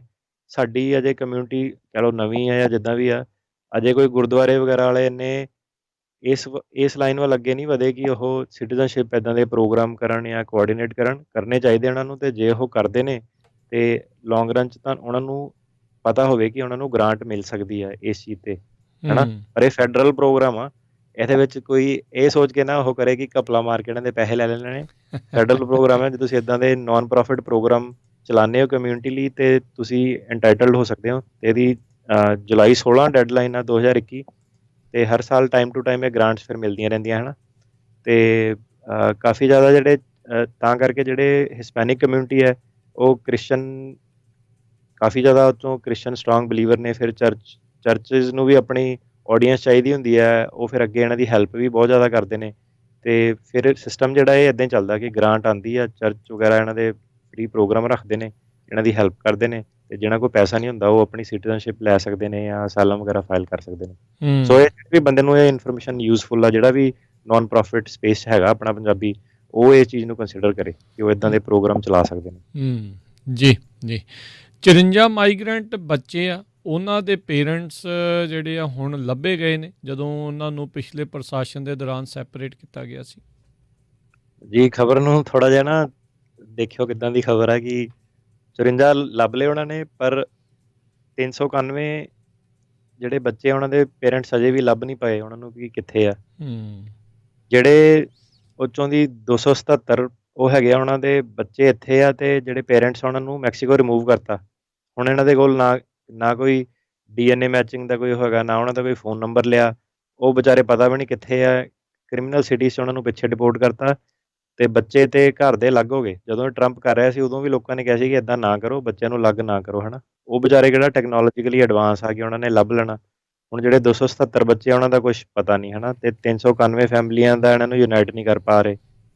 ਜਿਹੜੇ 14 ਬੱਚੇ ਉਹਨਾਂ ਕੋਲ ਹੈਗੇ ਉਹਨਾਂ ਦਾ ਕੋਈ ਫ਼ੋਨ ਨੰਬਰ, ਨਾਮ ਨੂਮ ਕੁਛ ਨਹੀਂ ਹੈਗਾ, ਮਤਲਬ ਕਿ ਉਹ ਇੱਦਾਂ ਹੀ ਪਏ ਹੋਏ, ਨਾ ਉਹਨਾਂ ਨੂੰ ਪਤਾ ਕਿ ਕਿਹੜੇ ਅਟਰਨੀ ਨੂੰ ਕੰਟੈਕਟ ਕਰਨਾ, ਕਿੱਦਾਂ ਕਰਨਾ। ਜਿਹੜਾ ਟਰੰਪ ਦੀ ਸੀਗੀ ਬੇਸਿਕਲੀ ਜ਼ੀਰੋ ਟੋਲਰੈਂਸ ਪਾਲਿਸੀ ਕਿ ਅਲੱਗ ਕਰ ਦਿਓ ਭਾਵੇਂ ਬੱਚੇ ਆ ਜਾਂ ਉਹ ਆ। ਇਹਨੇ 5500 ਫੈਮਲੀਜ਼ ਜਿਹੜੀਆਂ ਸੀਗੀਆਂ 2017 ਤੇ 18 'ਚ ਅਲੱਗ ਕਰਤੀਆਂ, ਜਿਹੜੀਆਂ ਕਿ ਅਜੇ ਤੱਕ ਇੰਟੀਗ੍ਰੇਟ ਨਹੀਂ ਹੋ ਪਾਈਆਂ। ਤੇ ਬਾਈਡਨ ਨੇ, ਆਪਾਂ ਰੇਡੀਓ ਤੇ ਡਿਸਕਸ ਕੀਤਾ, ਬਾਈਡਨ ਨੇ ਹੋਰ ਡੈਮੋਕ੍ਰੈਟਸ ਨੇ ਟਾਸਕ ਫੋਰਸ ਬਣਾਈ ਸੀਗੀ ਕਿ ਇਹਨਾਂ ਨੂੰ ਯੂਨਾਈਟ ਕਰਨਾ ਆਪਸ ਦੇ ਵਿੱਚ। ਤੇ ਇਸ ਮਹੀਨੇ ਇਹਨਾਂ ਨੇ 4 ਫੈਮਲੀਆਂ ਨੂੰ ਯੂਨਾਈਟ ਕੀਤਾ ਹੈ। 2017 ਤੋਂ ਆਪਣੇ ਬੱਚਿਆਂ ਤੋਂ ਅਲੱਗ ਸੀਗੇ, ਹੁਣ ਉਹਨਾਂ ਦੇ ਬੱਚੇ ਲੱਭੇ 2021 ਦੇ ਵਿੱਚ ਜਾ ਕੇ। 2017 ਤੋਂ 2021 ਦੇ ਵਿੱਚ, ਤੇ ਬਾਕੀ ਸੋਚੋ ਤੁਸੀਂ ਕਿ ਕਈ ਬੱਚੇ ਇੱਦਾਂ ਦੇ ਹੋਣੇ ਆ ਜਿਨ੍ਹਾਂ ਦੇ ਪੇਰੈਂਟਸ ਲੱਭਣੇ ਨਹੀਂ। ਕਿਉਂ? ਕਿਉਂਕਿ ਇੱਕ ਪ੍ਰੈਜ਼ੀਡੈਂਟ ਇੱਦਾਂ ਦਾ ਆਇਆ ਜਿਹਨੇ ਸੋਚਿਆ ਨਹੀਂ ਐਡੀ ਦੂਰ ਤੱਕ, ਤੇ ਇਨਫੋਰਮੇਸ਼ਨ ਨਹੀਂ ਲਈ, ਐਡੀ ਲਾਪਰਵਾਹੀ ਨਾਲ ਉਹਨਾਂ ਨੂੰ ਅਲੱਗ ਕੀਤਾ, ਤੇ ਹੁਣ ਉਹਨਾਂ ਦਾ ਕੋਈ ਪਤਾ ਠਿਕਾਣਾ ਨਹੀਂ ਹੈਗਾ ਕਿ ਕਿੱਥੇ ਆ। ਜੀ ਜੀ ਬਿਲਕੁਲ, ਇਹ ਤਾਂ ਉਹ ਪਰਿਵਾਰ ਹੀ ਵਾਲੇ ਹੀ ਜਿਹੜੇ ਜਾਣਦੇ ਆ ਜਿਨ੍ਹਾਂ ਦੇ ਜਿਹੜਾ ਇਹ ਇੱਦਾਂ ਵਿਛੋੜਾ ਜਿਹੜਾ ਉਹ ਪਿਆ ਹੈਗਾ ਆ। ਅਤੇ ਅਗਲੀ ਜਿਹੜੀ ਹੋਰ ਇੱਕ ਖਬਰ ਦੇ ਉੱਤੇ ਨਜ਼ਰ ਮਾਰੀਏ, ਬਾਈਡਨ ਹੁਣੀ ਹੁਣ ਇਹ ਕਹੀ ਜਾਂਦੇ ਆ ਵੀ ਆਈਸ ਨੂੰ ਬੇਸਿਕਲੀ ਦੱਸ ਰਹੇ ਵੀ ਕਿਹੜੇ ਇਮੀਗ੍ਰੈਂਟਸ ਉਹਨਾਂ ਨੂੰ ਟਾਰਗੇਟ ਕਰਨਾ ਆ, ਪਰ ਕ੍ਰਿਟਿਸਿਜ਼ਮ ਤਾਂ ਉਹਦਾ ਦੋਨੋਂ ਤਰਫੋਂ ਹੋ ਰਿਹਾ ਅਤੇ ਹੁੰਦਾ ਹੀ ਰਹਿਣਾ ਮੈਨੂੰ ਲੱਗਦਾ। ਜੀ ਬਿਲਕੁਲ। ਸੋ ਉਹਨਾਂ ਦਾ ਕੀ ਕਹਿਣਾ ਕਿ ਜੇ ਹਰੇਕ ਚੀਜ਼ ਹੀ ਪ੍ਰਾਇਓਰਟੀ ਆ, ਕਿ ਜੇ ਹਰੇਕ ਕੰਮ ਹੀ ਤੁਸੀਂ ਪਹਿਲੇ ਨੰਬਰ 'ਤੇ ਕਰਨਾ, ਤੇ ਫਿਰ ਕੋਈ ਵੀ ਕੰਮ ਤੁਸੀਂ ਪਹਿਲੇ ਨੰਬਰ 'ਤੇ ਨਹੀਂ ਕਰ ਸਕਦੇ। ਮਤਲਬ ਤੁਹਾਨੂੰ ਆਪਣੀ ਪ੍ਰਾਇਓਰਟੀਜ਼ ਦੱਸਣੀਆਂ ਪੈਣੀਆਂ, ਜਿੱਦਾਂ ਦਾ ਇਨਫਰਾਸਟਰਕਚਰ ਆ ਸਾਨੂੰ ਰੀਅਲਿਸਟਿਕ ਹੋਣਾ ਪੈਣਾ। ਤੇ ਇਹਨਾਂ ਨੇ ਜਿਹੜੀ ਆਪਣੀ ਹੁਣ ਜਿਹੜਾ ਫੋਕਸ ਹੈ ਨਾ, ਉਹ ਵਾਲੇ ਕ੍ਰਿਮੀਨਲਸ 'ਤੇ ਕਰਤਾ ਜਿਨ੍ਹਾਂ ਦਾ ਕਿ US ਪਾਪੂਲੇਸ਼ਨ ਨੂੰ ਕੋਈ ਥ੍ਰੈਟ ਹੈ, ਕ੍ਰਿਮੀਨਲ ਕਨਵਿਕਸ਼ਨਸ ਜਾਂ ਕੋਈ ਫੈਲਨੀਜ਼, ਡੋਮੈਸਟਿਕ ਵਾਇਲੈਂਸ, ਇੱਦਾਂ ਦੀਆਂ ਜਿਹਦੇ ਖਿਲਾਫ ਕ੍ਰਾਈਮ ਨੇ। ਸੋ ਟਰੰਪ ਐਡਮਿਨਿਸਟ੍ਰੇਸ਼ਨ ਨੇ ਤਾਂ ਸਾਰਿਆਂ ਨੂੰ ਇੱਕੋ ਵਰਗੇ ਟਰੀਟ ਕੀਤਾ, ਤੇ ਉਹਨਾਂ ਦੀ ਪ੍ਰਾਇਓਰਟੀ ਤਾਂ ਇਹੀ ਸੀ ਸਾਰਿਆਂ ਨੂੰ ਵਾਪਸ ਭੇਜ ਦਿਓ। ਪਰ ਜਿਹੜਾ ਬਾਈਡਨ ਹੈਗੇ ਨੇ, ਉਹ ਉਹਨਾਂ ਨੇ ਕਿਹਾ ਕਿ ਨਹੀਂ, ਆਪਾਂ ਨਾ ਉਹਨਾਂ ਨੂੰ ਫੋਕਸ ਕਰਾਂਗੇ ਜਿਹੜੇ ਕਿ ਵਾਕਈ ਸਾਨੂੰ ਪ੍ਰੋਬਲਮ ਆ। ਤੇ ਉਹ ਕਹਿੰਦੇ ਕਿ ਆਈਸ ਦਾ ਜਿਹੜਾ ਗੋਲ ਇਹ ਨਹੀਂ ਹੈਗਾ ਕਿ ਆਪਾਂ ਨੰਬਰ ਰੈਕ ਕਰ ਲੈਣੇ ਕਿ ਕਿੰਨੇ ਜਾਣੇ ਆਪਾਂ ਵਾਪਸ ਭੇਜੇ ਆ। ਸਾਡਾ ਗੋਲ ਇਹ ਹੋਣਾ ਚਾਹੀਦਾ ਹੈ ਕਿ ਆਪਾਂ ਅਮਰੀਕਨ ਵਰਕਫੋਰਸ ਨੂੰ ਕਿੱਦਾਂ ਪ੍ਰੋਟੈਕਟ ਕਰਨਾ। ਹੁਣ ਜਿਹੜੇ ਰਿਪਰੈਜ਼ੈਂਟੇਟਿਵ ਅਲੈਗਜ਼ੈਂਡਰੀਆ ਓਕੈਸੀਓ-ਕੋਰਟੇਸ AOC ਹੈ, ਉਹਦਾ ਆਪਾਂ ਸੁਣੀ ਹੈ, ਕਾਫੀ ਯੰਗ ਡੈਮੋਕਰੈਟ ਹੈ, ਕਾਫੀ ਵੋਕਲ ਆ, ਕਦੀ ਮਤਲਬ ਸ਼ਾਈ ਨਹੀਂ, ਜੋ ਵੀ ਉਹਨੇ ਕਮੈਂਟ ਦੇਣਾ ਹੁੰਦਾ ਬਿਨਾਂ ਡਰੇ ਦਿੰਦੀ ਹੈ। ਉਹਨੇ ਬੇਸਿਕਲੀ ਇਹੀ ਕਿਹਾ ਕਿ ਤੁਸੀਂ ਹੋਰ ਜ਼ਿਆਦਾ ਜਿਹੜੀਆਂ ਅਰੈਸਟ ਵਗੈਰਾ ਨਾ ਉਹਨੂੰ ਲਿਮਿਟ ਕਰੋ, ਇਹਦਾ ਕੋਈ ਫਾਇਦਾ ਨਹੀਂ ਹੋ ਰਿਹਾ ਕਿਸੇ ਕਮਿਊਨਿਟੀ ਨੂੰ। ਤੁਸੀਂ ਫਾਲਤੂ ਦੇ ਵਿੱਚ ਆਪਣੇ ਇਮੀਗ੍ਰੈਂਟ ਜਿਹੜੇ ਕੰਮ-ਕੁੰਮ ਵਿਚਾਰੇ ਕਰਨ ਆਏ ਆ, ਉਹਨਾਂ ਨੂੰ ਤੁਸੀਂ ਤੰਗ ਕਰ ਰਹੇ ਆ, ਤੇ ਜਿਹੜੇ ਹਾਰਡਨਡ ਕ੍ਰਿਮੀਨਲ ਜਿਹਨਾਂ ਦਾ ਰੈਕਟ ਹੈਗਾ, ਸਿਰਫ ਉਹਨਾਂ ਨੂੰ ਤੁਸੀਂ ਚੱਕ ਕੇ ਡਿਪੋਰਟ ਕਰੋ, ਬਾਕੀਆਂ ਨੂੰ ਤੁਸੀਂ ਰਹਿਣ ਦਿਓ ਫਿਲਹਾਲ। ਤੇ ਫਿਰ ਇਹਨਾਂ ਨੇ ਆਪਣੇ ਜਿਹੜੇ ਆਫਿਸਰਸ ਵਗੈਰਾ ਸੀਗੇ, ਉਹਨਾਂ ਨੂੰ ਵੀ ਕਾਫੀ ਗਾਈਡਲਾਈਨਸ ਵਗੈਰਾ ਦਿੱਤੀਆਂ ਕਿ ਤੁਸੀਂ ਹੁਣ ਟਰੰਪ ਸੀਗਾ, ਉਹਨੇ ਕੀ ਕੀਤਾ ਕਿ ਉਹਨੇ ਵਰਕਸ ਜਿਹੜੇ ਆ ਮੀਟ ਪਲਾਂਟ ਵਗੈਰਾ ਹੁੰਦੇ ਨੇ, ਫੈਕਟਰੀ ਸੀਗੀਆਂ, ਉੱਥੇ ਜਾ ਕੇ ਇਹ ਰੇਡਾਂ ਕਰ ਦਿੰਦੇ ਸੀਗੇ, ਇਮੀਗ੍ਰੇਸ਼ਨ ਨੂੰ ਚੱਕ ਕੇ ਵਾਪਸ ਭੇਜ ਦਿੰਦੇ ਸੀਗੇ। ਤੇ ਉਹਦੇ ਨਾਲ ਡਰ ਬਹੁਤ ਜ਼ਿਆਦਾ ਵੱਧ ਜਾਂਦਾ ਸੀ ਕਿ ਕੋਈ ਫਿਊਚਰ ਨਹੀਂ, ਕਿਤੇ ਵੀ ਆ ਸਕਦੇ ਆ। ਤੇ ਰੇਸ਼ੀਅਲ ਪ੍ਰੋਫਾਈਲਿੰਗ ਵੀ ਕਾਫੀ ਹੁੰਦੀ ਸੀਗੀ, ਜ਼ਿਆਦਾਤਰ ਜਿਹੜੇ ਮੈਕਸੀਕਨਸ ਨੇ ਉਹਨਾਂ ਨੂੰ ਟਾਰਗੇਟ ਕੀਤਾ ਜਾਂਦਾ ਸੀਗਾ। ਤੇ ਹੁਣ ਉਹ ਸਾਰਾ ਉਹਨਾਂ ਨੇ ਚੇਂਜ ਕਰਤਾ। ਉਹਨਾਂ ਨੇ ਆਪਣੇ ਜਿਹੜੇ ਆਈਸ ਵਾਲੇ ਬੰਦੇ ਸੀਗੇ, ਉਹਨਾਂ ਨੂੰ ਕਿਹਾ ਕਿ ਤੁਸੀਂ ਰੇਡ ਰੂਡ ਕੋਈ ਨਹੀਂ ਕਰ ਸਕਦੇ, ਤੁਹਾਨੂੰ ਆਪਣੇ ਜਿਹੜੇ ਸੁਪੀਰੀਅਰ ਹੈ ਪਹਿਲਾਂ ਉਹਨਾਂ ਦੀ ਪਰਮਿਸ਼ਨ ਲੈਣੀ ਪੈਣੀ ਹੈ, ਫਿਰ ਹੀ ਤੁਸੀਂ ਕਰ ਸਕਦੇ ਹੋ। ਓਕੇ। ਤੇ ਜਿਹੜਾ ਓਵਰਆਲ ਨੰਬਰ ਆਫ ਅਰੈਸਟ ਹੈ ਬਾਈਡਨ ਦੇ ਥੱਲੇ ਕਾਫੀ ਘੱਟ ਗਿਆ ਇੱਥੇ ਇੰਟਰਨਲੀ। ਤੇ ਉਹਨਾਂ ਨੇ ਹੋਰ ਇੱਕ ਨਵਾਂ ਡਾਟਾ ਦਿੱਤਾ ਕਿ ਉਹ ਘੱਟ ਗਿਆ, ਤੇ ਜਿਹੜੇ ਕ੍ਰਿਮੀਨਲ ਜਿਹਨਾਂ ਦੇ ਖਿਲਾਫ ਸੀਗੇ ਪਰਚੇ ਸੀਗੇ, ਉਹਨਾਂ ਦੀਆਂ ਅਰੈਸਟ ਦਾ ਡੇਟਾ ਉਹਨਾਂ ਦਾ ਵੱਧ ਗਿਆ। ਸੋ ਬੇਸਿਕਲੀ ਜਿਹੜੇ ਨਾਰਮਲ ਲੋਕੀ ਕੰਮ-ਕੁਮ ਕਰਦੇ ਫੈਕਟਰੀਆਂ 'ਚ, ਬਾਈਡਨ ਐਡਮਿਨਿਸਟ੍ਰੇਸ਼ਨ ਨੇ ਆਪਣਾ ਸਟੈਂਸ ਕਲੀਅਰ ਕਰਤਾ ਕਿ ਸਾਡਾ ਕੋਈ ਗੋਲ ਨਹੀਂ ਹੈਗਾ ਕਿ ਆਪਾਂ ਉਹਨਾਂ ਨੂੰ ਜਾ ਕੇ ਟਾਰਗੇਟ ਕਰਨਾ। ਤੇ ਉਹ ਬੇਸਿਕਲੀ ਇਹੀ ਕਹਿੰਦੇ ਕੁਆਂਟਿਟੀ ਨਾਲ ਕੋਈ ਫਰਕ ਨਹੀਂ ਪੈਂਦਾ ਕਿ ਤੁਸੀਂ 7-11 'ਚ ਜਾ ਕੇ ਬੰਦੇ ਚੱਕ ਲਏ, ਕੁਆਂਟਿਟੀ ਨਾਲ ਕੋਈ ਫਰਕ ਨਹੀਂ ਪੈਂਦਾ, ਕੁਆਲਿਟੀ ਨਾਲ ਫਰਕ ਪੈਂਦਾ ਕਿ ਕਿੱਦਾਂ ਦੇ ਕ੍ਰਿਮੀਨਲ ਆਪਾਂ ਅਰੈਸਟ ਕਰਨੇ ਨੇ। ਤੇ ਬੇਸਿਕਲੀ ਉਹਨਾਂ ਦਾ ਕਨਕਲੂਜਨ ਇਹੀ ਹੈ ਕਿ ਸਾਨੂੰ ਇੱਕ ਪ੍ਰੋਗਰਾਮ ਇੱਦਾਂ ਦਾ ਦੱਸਣਾ ਜਿਹੜਾ ਕਿ community as a whole American society 'ਤੇ ਫੋਕਸ ਕਰੇ। ਉਹਨਾਂ ਨੂੰ ਇਹ ਵੀ ਪਤਾ ਹੈ ਕਿ ਬੰਦੇ 2 ਨੰਬਰ 'ਚ ਕੰਮ ਕਰਦੇ ਨੇ, ਫੂਡ ਵਰਕਰ ਨੇ, ਰੈਸਟੋਰੈਂਟ ਵਰਕਰ ਨੇ, ਤੇ ਸਾਡਾ ਉਹ ਇਸ ਵੇਲੇ ਫੋਕਸ ਨਹੀਂ ਹੋਣੇ ਚਾਹੀਦੇ। ਓਕੇ, ਚਲੋ ਦੇਖਦੇ ਹਾਂ ਕੀ ਹੁੰਦਾ। ਨਹੀਂ ਤਾਂ ਜਿੱਦਾਂ ਆਪਾਂ ਪਹਿਲੋਂ ਵੀ ਜਦੋਂ ਦੱਸਿਆ ਸੀਗਾ ਵੀ ਲੋਕਾਂ ਦੇ ਵਿੱਚ ਇੱਕ ਡਰ ਭੈ ਤਾਂ ਬਹੁਤ ਸੀ। ਕਿੰਨੀ ਵਾਰੀ ਆਪਾਂ ਖਬਰਾਂ ਇਹ ਕੀਤੀਆਂ ਦੱਸੀਆਂ, ਕਿਤੇ ਚਰਚ ਦੇ ਬਾਹਰੋਂ ਚੱਕ ਲਏ, ਕਦੀ ਜਿਹੜੇ ਆ ਰੈਸਟੋਰੈਂਟਾਂ ਦੇ ਵਿੱਚੋਂ ਜਿਹੜੇ ਉਹ ਜਾ ਕੇ ਚੱਕ ਲਏ। ਸੋ ਬਹੁਤ ਕੁਛ ਜਿਹੜਾ ਆ ਉਹ ਹੁੰਦਾ ਰਿਹਾ। ਸੋ ਦੇਖਦੇ ਹਾਂ ਕੋਈ ਫਰਕ ਰਹਿੰਦਾ ਆ, ਪੈਂਦਾ ਆ ਜਾਂ ਨਹੀਂ ਆ, ਪਰ ਡਰ ਤਾਂ ਜਿਹੜਾ ਫਿਰ ਵੀ ਜਿਹੜਾ ਨਾਲ ਦੇ ਨਾਲ ਹੀ ਰਹਿਣਾ ਆ। ਅਤੇ ਇੱਥੇ ਆਪਾਂ ਹੁਣ ਇੱਕ ਟਰਨੀ ਟਿਰਕੇ ਨਾਲ ਜੀ ਆਪਾਂ ਬ੍ਰੇਕ ਲਵਾਂਗੇ। ਬ੍ਰੇਕ ਤੋਂ ਬਾਅਦ 'ਚ ਸਰੋਤਿਓ ਮੁੜ ਕੇ ਫਿਰ ਵਾਪਸ ਆਉਂਦੇ ਹਾਂ, ਅਤੇ ਫਿਰ ਤੁਹਾਡੀਆਂ ਜਿਹੜੀਆਂ ਆਪਾਂ ਕਾਲਸ ਲਵਾਂਗੇ। ਕਾਲਸ ਕਰਨ ਦੇ ਲਈ ਨੰਬਰ ਜਿਹੜਾ 408-272-5200 4082725200, ਇਸ ਨੰਬਰ ਦੇ ਉੱਤੇ ਤੁਸੀਂ ਕਾਲ ਜਿਹੜੀ ਉਹ ਕਰ ਸਕਦੇ ਹੋ। ਅਤੇ ਜਿਨ੍ਹਾਂ ਨੇ ਵੀ ਜਿਹੜੀ ਕਾਲ ਕਰਨੀ ਆ, ਇੱਕ ਹੀ ਸਵਾਲ ਜਿਹੜਾ ਉਹ ਪੁੱਛਣਾ ਆ, ਤਾਂ ਜੋ ਵੱਧ ਤੋਂ ਵੱਧ ਜਿਹੜੇ ਆਪਾਂ ਕਾਲਸ ਆ ਉਹਨਾਂ ਨੂੰ, ਕਾਲਰਸ ਆ ਉਹਨਾਂ ਦੇ ਨਾਲ ਆਪਾਂ ਗੱਲ ਕਰ ਸਕੀਏ। ਅਤੇ ਮਿਲਦੇ ਹਾਂ ਆਪਣੇ ਸਾਰੇ ਸਰੋਤਿਆਂ ਨੂੰ ਇੱਕ ਛੋਟੀ ਜਿਹੀ ਬ੍ਰੇਕ ਤੋਂ ਬਾਅਦ 'ਚ।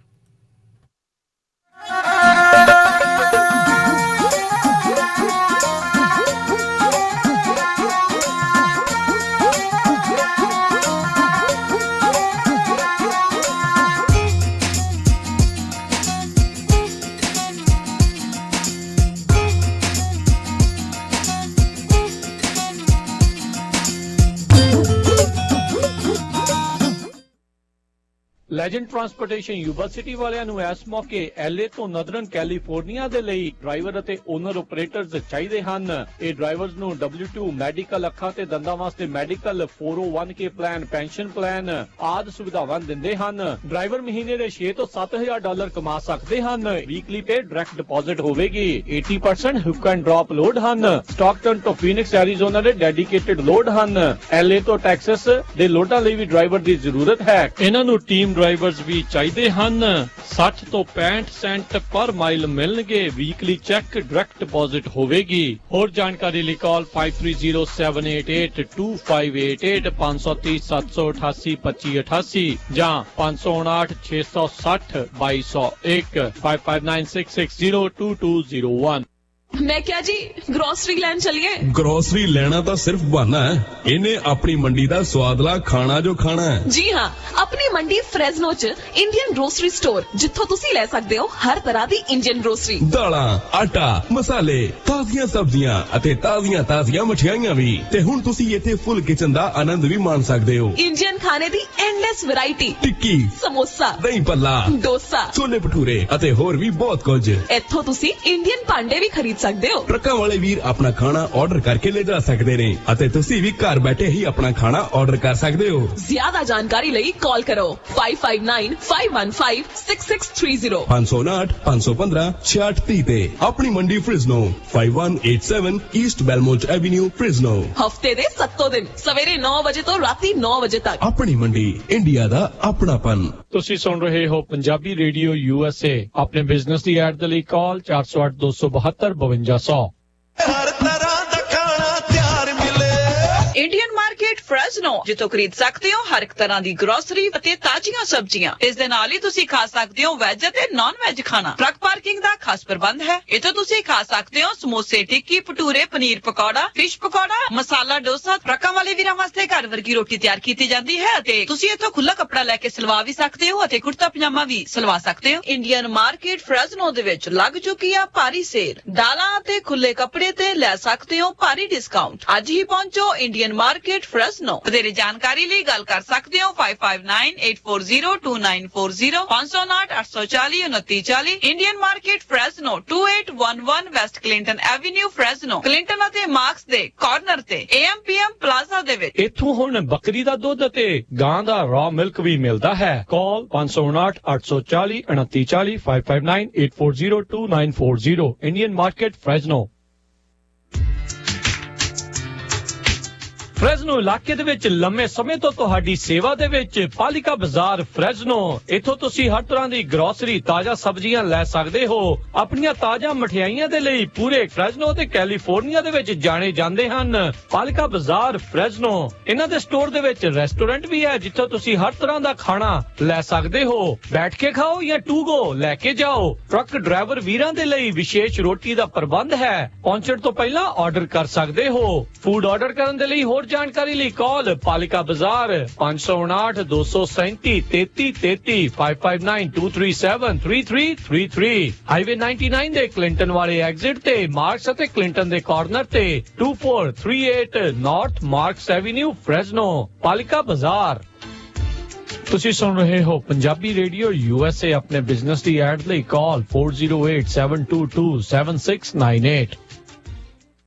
हैरी अपनी वेडिंग वीडियो ते एल्बम टॉप दी होनी चाहिए है। ले फिर कर देने हैं बुक रेड कैमरे वाले केबी बराड़ नू। जेडे jib cranes, drone, 4K ultra high definition cameras वरतदे ने। हाँ जी, बड़े जायज रेट ते वेडिंग लई बड़े अफोर्डेबल पैकेजेस ने उन्हां दे। 6 हफ्ते च वीडियो डिलीवर करदे ने ते ऑनलाइन फोटोज 1 वीक च सेम डे एडिट। जो माहिर ने म्यूजिक वीडियो वर्गियां प्री वेडिंग्स ते वेडिंग वीडियोस बनाउण विच। Beautiful albums, photography, birthday party, anniversary party book करन लई कॉल केबी बराड़ 5596812828। ਤੁਹਾਡੇ ਆਪਣੇ ਸ਼ਹਿਰ ਫ੍ਰੈਜ਼ਨੋ ਦੇ ਵਿੱਚ ਇੰਡੀਅਨ ਰੈਸਟੋਰੈਂਟ ਦਾਣਾ ਪਾਣੀ, ਜਿੱਥੋਂ ਖਾ ਸਕਦੇ ਹੋ ਹਰ ਇੱਕ ਤਰ੍ਹਾਂ ਦਾ ਵੈਜੀਟੇਰੀਅਨ ਤੇ ਨਾਨ ਵੈਜੀਟੇਰੀਅਨ ਫੂਡ। ਇਹ ਖੁੱਲੇ ਰਹਿੰਦੇ ਹਨ ਸਵੇਰੇ 10 ਵਜੇ ਤੋਂ ਲੈ ਕੇ ਰਾਤੀ 10 ਵਜੇ ਤੱਕ। ਇੱਥੋਂ ਤੁਸੀਂ ਖਾ ਸਕਦੇ ਹੋ veg biryani, chicken biryani, lamb biryani, chaat papdi, aloo tikki, gol gappe, ਸਾਗ, ਮੱਕੀ ਦੀ ਰੋਟੀ, ਪਾਲਕ ਪਨੀਰ ਅਤੇ ਕੜਾਹੀ ਪਨੀਰ, ਫਿਸ਼ ਪਕੌੜਾ, ਚਿਕਨ ਕਰੀ ਅਤੇ ਤੰਦੂਰੀ ਚਿਕਨ ਵੀ ਖਾ ਸਕਦੇ ਹੋ। ਗੱਲ ਕਰ ਸਕਦੇ ਹੋ 559 900 0013। ਦਾਣਾ ਪਾਣੀ ਇੰਡੀਅਨ ਰੈਸਟੋਰੈਂਟ। ਤੁਸੀਂ ਸੁਣ ਰਹੇ ਹੋ Punjabi radio USA KOBO Yuba city 1450 AM KIID Sacramento 1470 AM KWRU Fresno 1300 AM KLHC Bakersfield 1350 AM KCVR Stockton Modesto 1570 AM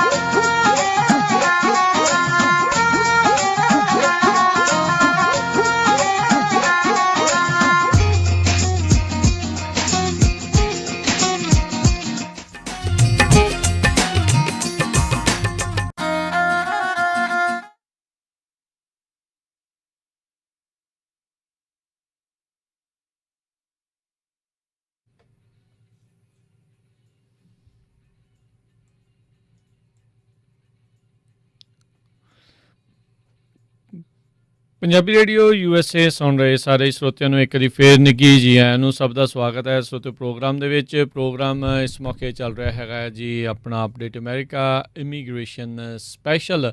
ਅੱਜ ਦੇ ਇਮੀਗ੍ਰੇਸ਼ਨ ਪ੍ਰੋਗਰਾਮ ਦੇ ਵਿੱਚ ਆਪਣੇ ਨਾਲ ਹਰ ਵਾਰ ਦੀ ਤਰ੍ਹਾਂ ਜੁੜ ਚੁੱਕੇ ਹੋਏ ਨੇ ਅਟਾਰਨੀ ਜੇ ਟਿਰਕੀਆਣਾ ਜੀ। ਅਟਾਰਨੀ ਟਿਰਕੀਆਣਾ ਜੀ, ਜੀ ਆਇਆਂ ਨੂੰ ਸਵਾਗਤ ਹੈ ਇੱਕ ਵਾਰੀ ਫੇਰ। ਸਤਿ ਸ਼੍ਰੀ ਅਕਾਲ।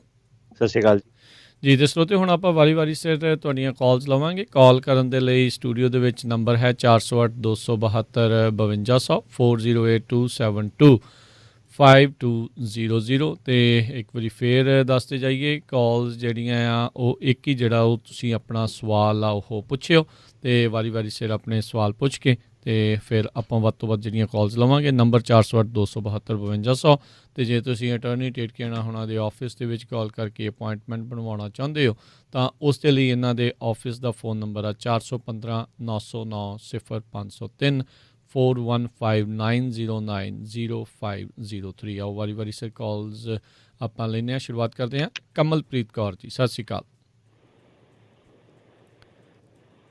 ਹਾਂਜੀ ਕਮਲਪ੍ਰੀਤ ਜੀ।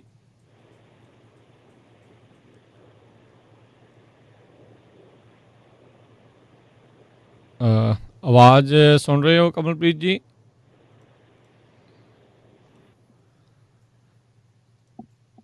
ਹਾਂਜੀ ਸਤਿ ਸ਼੍ਰੀ ਅਕਾਲ ਕਮਲਪ੍ਰੀਤ ਜੀ।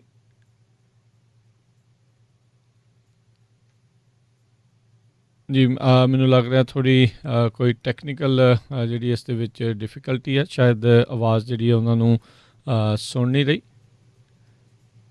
ਅਤੇ ਇੱਦਾਂ ਹੀ ਸਰੋਤਿਓ ਜਿਹੜਾ ਜੁੜੇ ਰਹੋ, ਆਪਾਂ ਤੁਹਾਡੇ ਨਾਲ ਮੁੜ ਦੁਬਾਰਾ ਜਿਹੜਾ ਜੁੜਦੇ ਹਾਂ।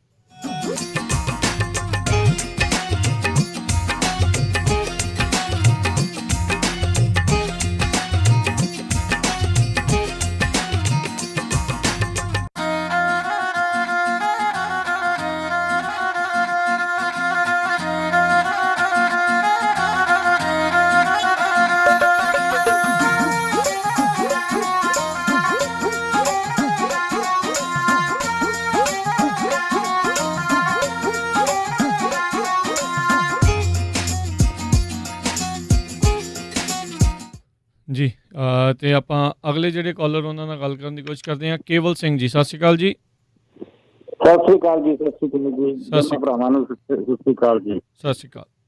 ਮੇਰਾ ਕੁਐਸਚਨ ਇਹ ਹੈ ਜੀ, ਮੈਂ 13 ਦੇ ਵਿੱਚ ਮੈਂ ਆਪਣੀ ਲੜਕੀ ਦਾ ਅਪਲਾਈ ਕੀਤਾ ਸੀਗਾ, ਮੇਰਾ ਡਿਆ ਉਹ। ਹਾਂਜੀ। ਤੇ ਅਜੇ ਉਹਦੇ ਬਾਅਦ ਵਿੱਚ ਮੈਂ ਸਿਟੀਜ਼ਨ ਗ੍ਰੀਨ ਕਾਰਡ ਤੇ ਅਪਲਾਈ ਕੀਤਾ, ਬਾਅਦ ਵਿੱਚ ਮੈਂ ਸਿਟੀਜ਼ਨ ਹੋ ਕੇ ਅਪਗ੍ਰੇਡ ਕਰ ਦਿੱਤਾ ਸੀ। ਅਜੇ ਤੱਕ ਕੋਈ ਪਤਾ ਨਹੀਂ ਲੱਗਾ ਜੀ ਕਿ ਕਦੋਂ ਕਿੰਨਾ ਟਾਈਮ ਲੱਗੂਗਾ।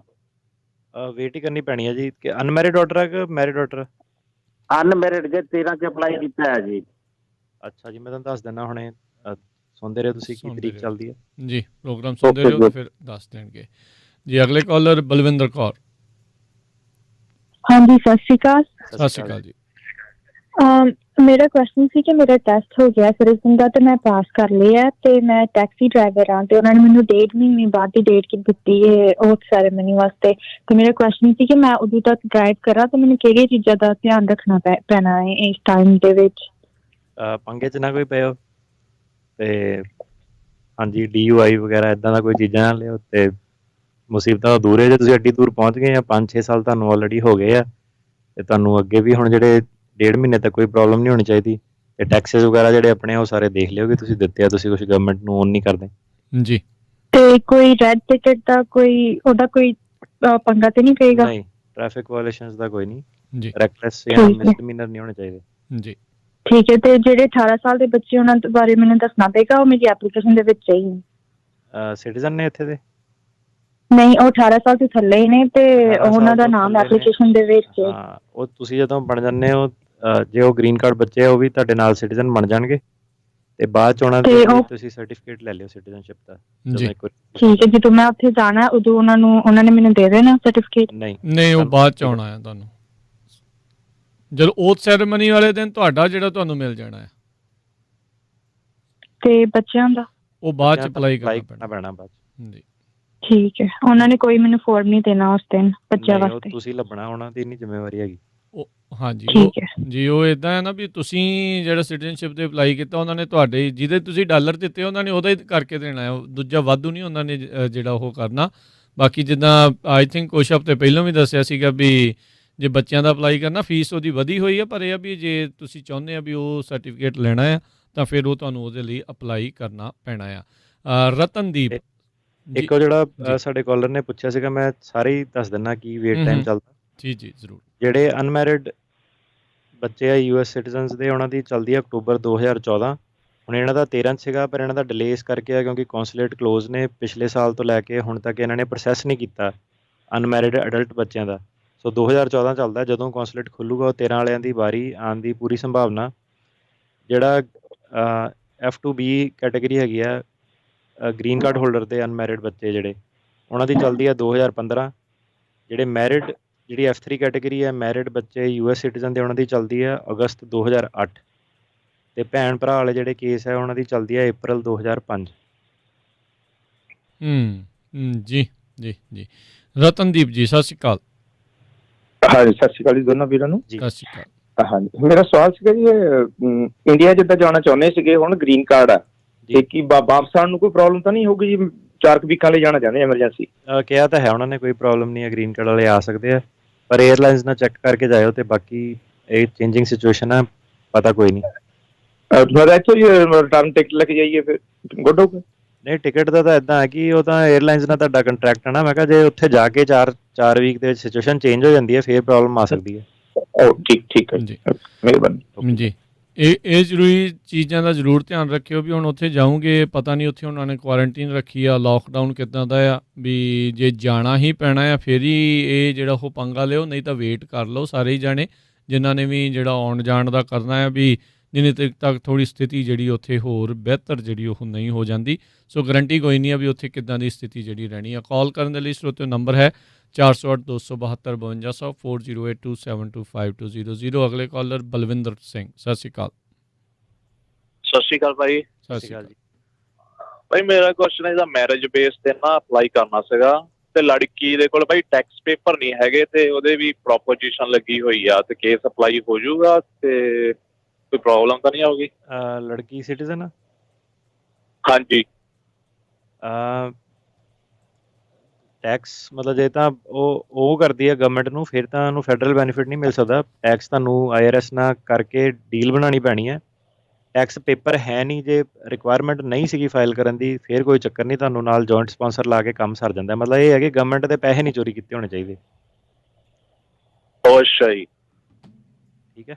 ਤੇ ਜੇ ਬਾਕੀ ਜੇ ਉੱਦਾਂ ਇਨਕਮ ਜ਼ੀਰੋ ਸੀਗੀ ਉਹ 'ਚ ਤੁਸੀਂ ਜੁਆਇੰਟ ਸਪਾਂਸਰ ਲਾ ਕੇ ਰਿਕੁਆਇਰਮੈਂਟ ਪੂਰੀ ਕਰ ਸਕਦੇ ਹੋ।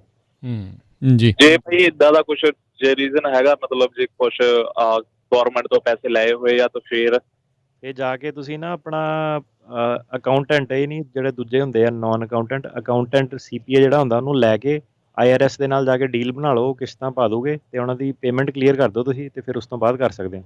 ਜੀ ਜੀ ਬਿਲਕੁਲ। ਸੋ ਇਨਫੈਕਟ ਕਹਿਣਾ ਜੀ, ਜਦੋਂ ਕੋਈ ਸਿਟੀਜ਼ਨ ਦੇ ਲਈ ਅਪਲਾਈ ਵੀ ਕਰ ਰਿਹਾ ਹੈ, ਜੇ ਟੈਕਸ ਜਿੱਦਾਂ ਤੁਸੀਂ ਪਹਿਲਾਂ ਵੀ ਦੱਸਿਆ ਵੀ ਮੇਕ ਸ਼ੋਰ ਕਰੋ ਵੀ ਕੋਈ ਵੀ ਚੀਜ਼ ਤੁਸੀਂ ਸਰਕਾਰ ਨੂੰ ਉਹ ਨਹੀਂ ਕਰਦੇ ਹੋਣਾ ਚਾਹੀਦਾ, ਚਾਹੇ ਥੇਲੀ ਆ ਤੇ ਚਾਹੇ ਰੁਪਈਆ ਹੈ ਤੇ ਚਾਹੇ ਹਜ਼ਾਰਾਂ ਹੀ ਆ, ਡਾਲਰ ਆ, ਜੇ ਕਿੰਨੇ ਵੀ ਆ, ਉਹ ਤੁਸੀਂ ਕਲੀਅਰ ਕਰਕੇ ਜਿਹੜਾ ਉਹ ਰੱਖੋ ਤਾਂ ਜੋ ਤੁਹਾਨੂੰ ਜਿਹੜਾ ਬਾਅਦ ਦੇ ਵਿੱਚ ਕੋਈ ਐਵੇਂ ਦਿੱਕਤ ਦਾ ਜਿਹੜਾ ਸਾਹਮਣਾ ਆ ਉਹ ਨਾ ਕਰਨਾ ਪਵੇ। ਹਰਮਿੰਦਰ ਜੀ ਸਤਿ ਸ਼੍ਰੀ ਅਕਾਲ। ਹਰਮਿੰਦਰ। ਹਾਂਜੀ ਸਤਿ ਸ਼੍ਰੀ ਅਕਾਲ ਜੀ। ਸਤਿ ਸ਼੍ਰੀ ਅਕਾਲ। ਹਾਂਜੀ, ਕੁਐਸਚਨ ਸੀਗਾ ਸਾਡੇ ਨੇਬਰ ਆ, ਉਹ ਭੈਣ ਜੀ ਆ, ਉਹਨਾਂ ਦੇ ਬ੍ਰਦਰ ਦੀ ਡੈਥ ਹੋ ਗਈ। ਮੇਨ ਐਪਲੀਕੈਂਟ ਉਹ ਸੀਗੇ, ਜਿੱਦਾਂ ਉਹਨਾਂ ਦਾ ਹੁਣ ਬ੍ਰਦਰ ਦੀ ਇੰਡੀਆ ਡੈਥ ਹੋ ਗਈ। ਹਾਂਜੀ ਹਾਂਜੀ। ਇਹ ਵਾਲਾ ਤਾਂ ਮੁਸ਼ਕਿਲ ਆ ਹਿਊਮੈਨਿਟੇਰੀਅਨ ਰੀਇਨਸਟੇਟਮੈਂਟ ਕਰਨਾ। ਪਹਿਲਾਂ ਵੀ ਆਪਾਂ ਜਿੱਦਾਂ ਕਈ ਵਾਰੀ ਦੱਸਿਆ ਕਿ ਬਹੁਤ ਜ਼ਿਆਦਾ ਡਿਫੀਕਲਟ ਕੇਸ ਹੋ ਜਾਂਦਾ ਇਹ। ਜੇ ਇੱਥੇ ਵਾਲਿਆਂ ਦੀ ਡੈਥ ਹੋ ਜਾਵੇ ਉਹਦਾ ਹੋ ਜਾਂਦਾ, ਜਿਹੜੇ ਉੱਥੇ ਜੇ ਮੇਨ ਐਪਲੀਕੈਂਟ ਦੀ ਡੈਥ ਹੋ ਜਾਵੇ ਉਹਨੂੰ ਇਮੀਗ੍ਰੇਸ਼ਨ ਨਹੀਂ ਪੁੱਛਦੀ। ਲੌਂਗ ਸ਼ਾਟ ਆ, ਟਰਾਈ ਕਰ ਸਕਦੇ ਹੋ ਤੁਸੀਂ। ਜੀ ਹਿਊਮੈਨਿਟੇਰੀਅਨ ਵਾਲਾ ਨਾ ਕੁਛ ਵੀਕ ਪਹਿਲਾਂ ਆਪਾਂ ਇਹ ਜਿਹੜਾ ਇਹ ਪ੍ਰੋਗਰਾਮ ਉਹ ਕੀਤਾ ਸੀਗਾ, ਤੁਸੀਂ ਉਸ ਨੂੰ ਮੁੜ ਦੁਬਾਰਾ ਸੁਣ ਕੇ ਦੇਖ ਸਕਦੇ ਹੋ ਵੀ ਕੀ ਤੁਸੀਂ ਇਹ ਸੁਣ ਕੇ ਦੇਖ ਲਿਓ ਵੀ ਤੁਹਾਨੂੰ ਲੱਗਦਾ ਵੀ ਤੁਹਾਨੂੰ ਅਪਲਾਈ ਕਰਨ ਦਾ ਉਹਦੇ ਵਿੱਚ ਫਾਇਦਾ ਆ ਜਾਂ ਨਹੀਂ ਫਾਇਦਾ, ਫਿਰ ਤੁਸੀਂ ਦੇਖ ਸਕਦੇ ਆ। ਗੁਰਦੇਵ ਸਿੰਘ। ਹੈਲੋ, ਸਤਿ ਸ੍ਰੀ ਅਕਾਲ ਭਾਜੀ। ਸਤਿ ਸ੍ਰੀ ਅਕਾਲ ਜੀ। ਸਤਿ ਸ੍ਰੀ ਅਕਾਲ ਜੀ। ਦੋਨਾਂ ਵੀਰਾਂ ਨੂੰ ਸਤਿ ਸ੍ਰੀ ਅਕਾਲ ਜੀ। ਮੇਰਾ ਸਵਾਲ ਹੈ ਜੀ, ਸਾਡਾ ਵਰਕ ਪਰਮਿਟ ਜਿਹੜਾ ਨਾ 2/25/21 ਨੂੰ ਐਕਸਪਾਇਰ ਹੋ ਗਿਆ ਜੀ, ਤੇ ਅਸੀਂ ਐਪਲੀਕੇਸ਼ਨ 28 ਨਵੰਬਰ 20 ਦੀ ਭਰਤੀ ਸੀ ਤੇ ਅਜੇ ਤੱਕ ਕੋਈ ਵਰਕ ਪਰਮਿਟ ਆਇਆ ਨਹੀਂ ਮੇਰਾ। ਉਹਨੂੰ ਜੀ ਅਸਾਈਲਮ ਵਾਲਾ ਵਰਕ ਪਰਮਿਟ ਸੀਗਾ। ਹਾਂਜੀ। ਟਾਈਮ ਲੱਗ ਰਿਹਾ ਉਹਨੂੰ, 11-12 ਮਹੀਨੇ ਲਗਾ ਰਹੇ ਨੇ ਅੱਜ ਕੱਲ੍ਹ ਕਈ ਕੇਸਾਂ ਦੇ। ਉਹ ਅਸੀਂ ਕਿਤੇ ਵੀ ਕੰਮ ਕਰਨ ਜਾਂਦੇ ਹੋ ਆਂਦੇ ਤੁਹਾਡਾ ਵੀ ਵਰਕ ਪਰਮਿਟ ਅਜੇ ਆਇਆ ਨਹੀਂ, ਕੰਮ ਨਹੀਂ ਦੇ ਰਹੇ ਸਾਨੂੰ, ਜਿੱਦਾਂ ਵਾਈਫ ਨੂੰ ਜਾਂ ਮੈਨੂੰ। ਉਹ ਤਾਂ ਪ੍ਰੋਬਲਮ ਹੈਗੀ ਆ। ਤੁਸੀਂ ਇਮੀਗ੍ਰੇਸ਼ਨ ਨੂੰ ਕਾਲ ਕਰਕੇ ਰਿਕੁਐਸਟ ਕਰ ਲਓ ਐਕਸਪੀਡਾਈਟ ਕਰਨ ਦੀ, ਫਾਈਨੈਂਸ਼ੀਅਲ ਹਾਰਡਸ਼ਿਪ ਥੱਲੇ।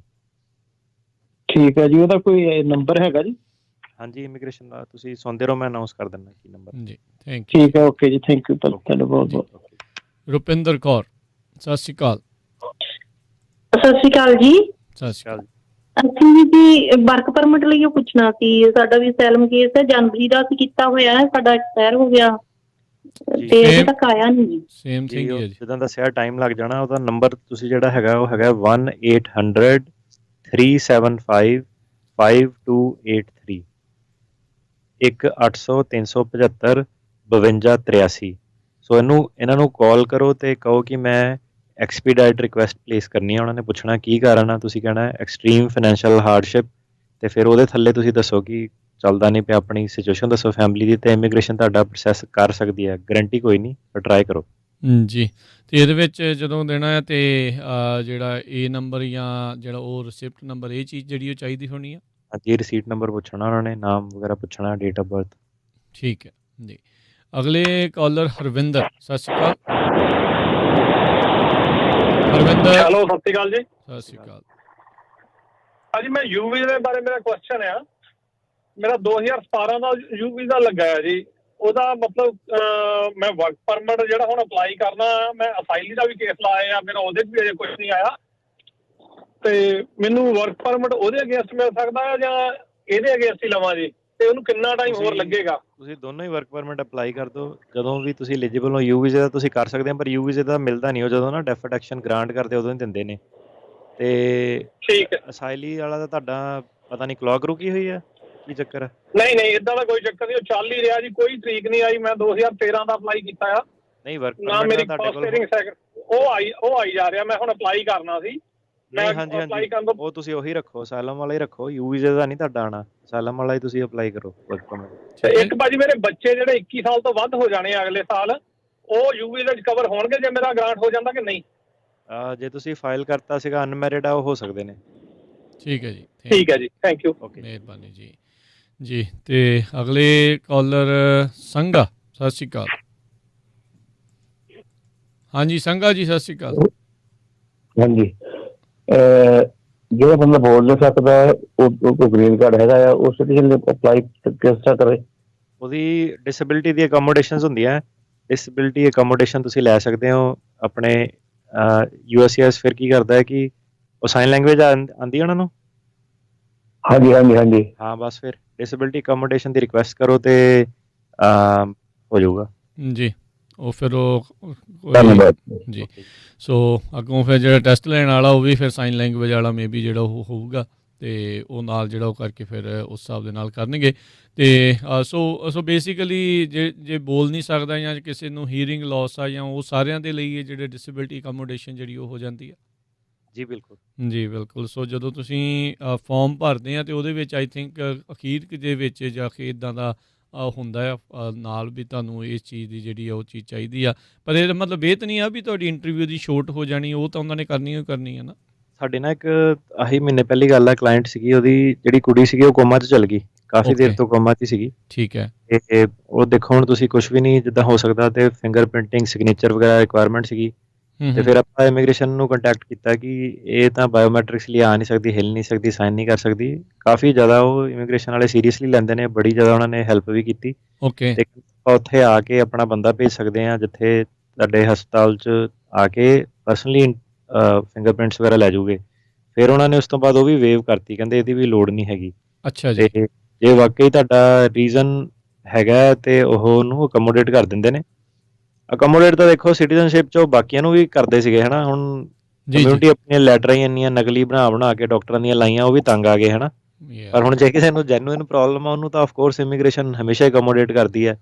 ਪਰ ਜੇ ਤੁਸੀਂ ਉੱਦਾਂ ਹੀ ਕਹੋ ਕਿ ਨਹੀਂ ਮੈਂ ਇੰਗਲਿਸ਼ ਪੜ੍ਹਨੀ ਨਹੀਂ ਤੇ ਮੈਂ ਸਿੱਧੇ ਡਾਕਟਰ ਦੀ ਲੈਟਰ ਲਾ ਦੇਵਾਂ, ਉਹ ਲੋਕਾਂ ਨੂੰ ਉਹ ਕੁਐਸਚਨ ਕਰਦੇ ਨੇ। ਉਹ ਕਹਿੰਦੇ ਤੁਸੀਂ ਅਬਿਊਜ਼ ਨਾ ਕਰੋ ਸਾਡਾ ਸਿਸਟਮ।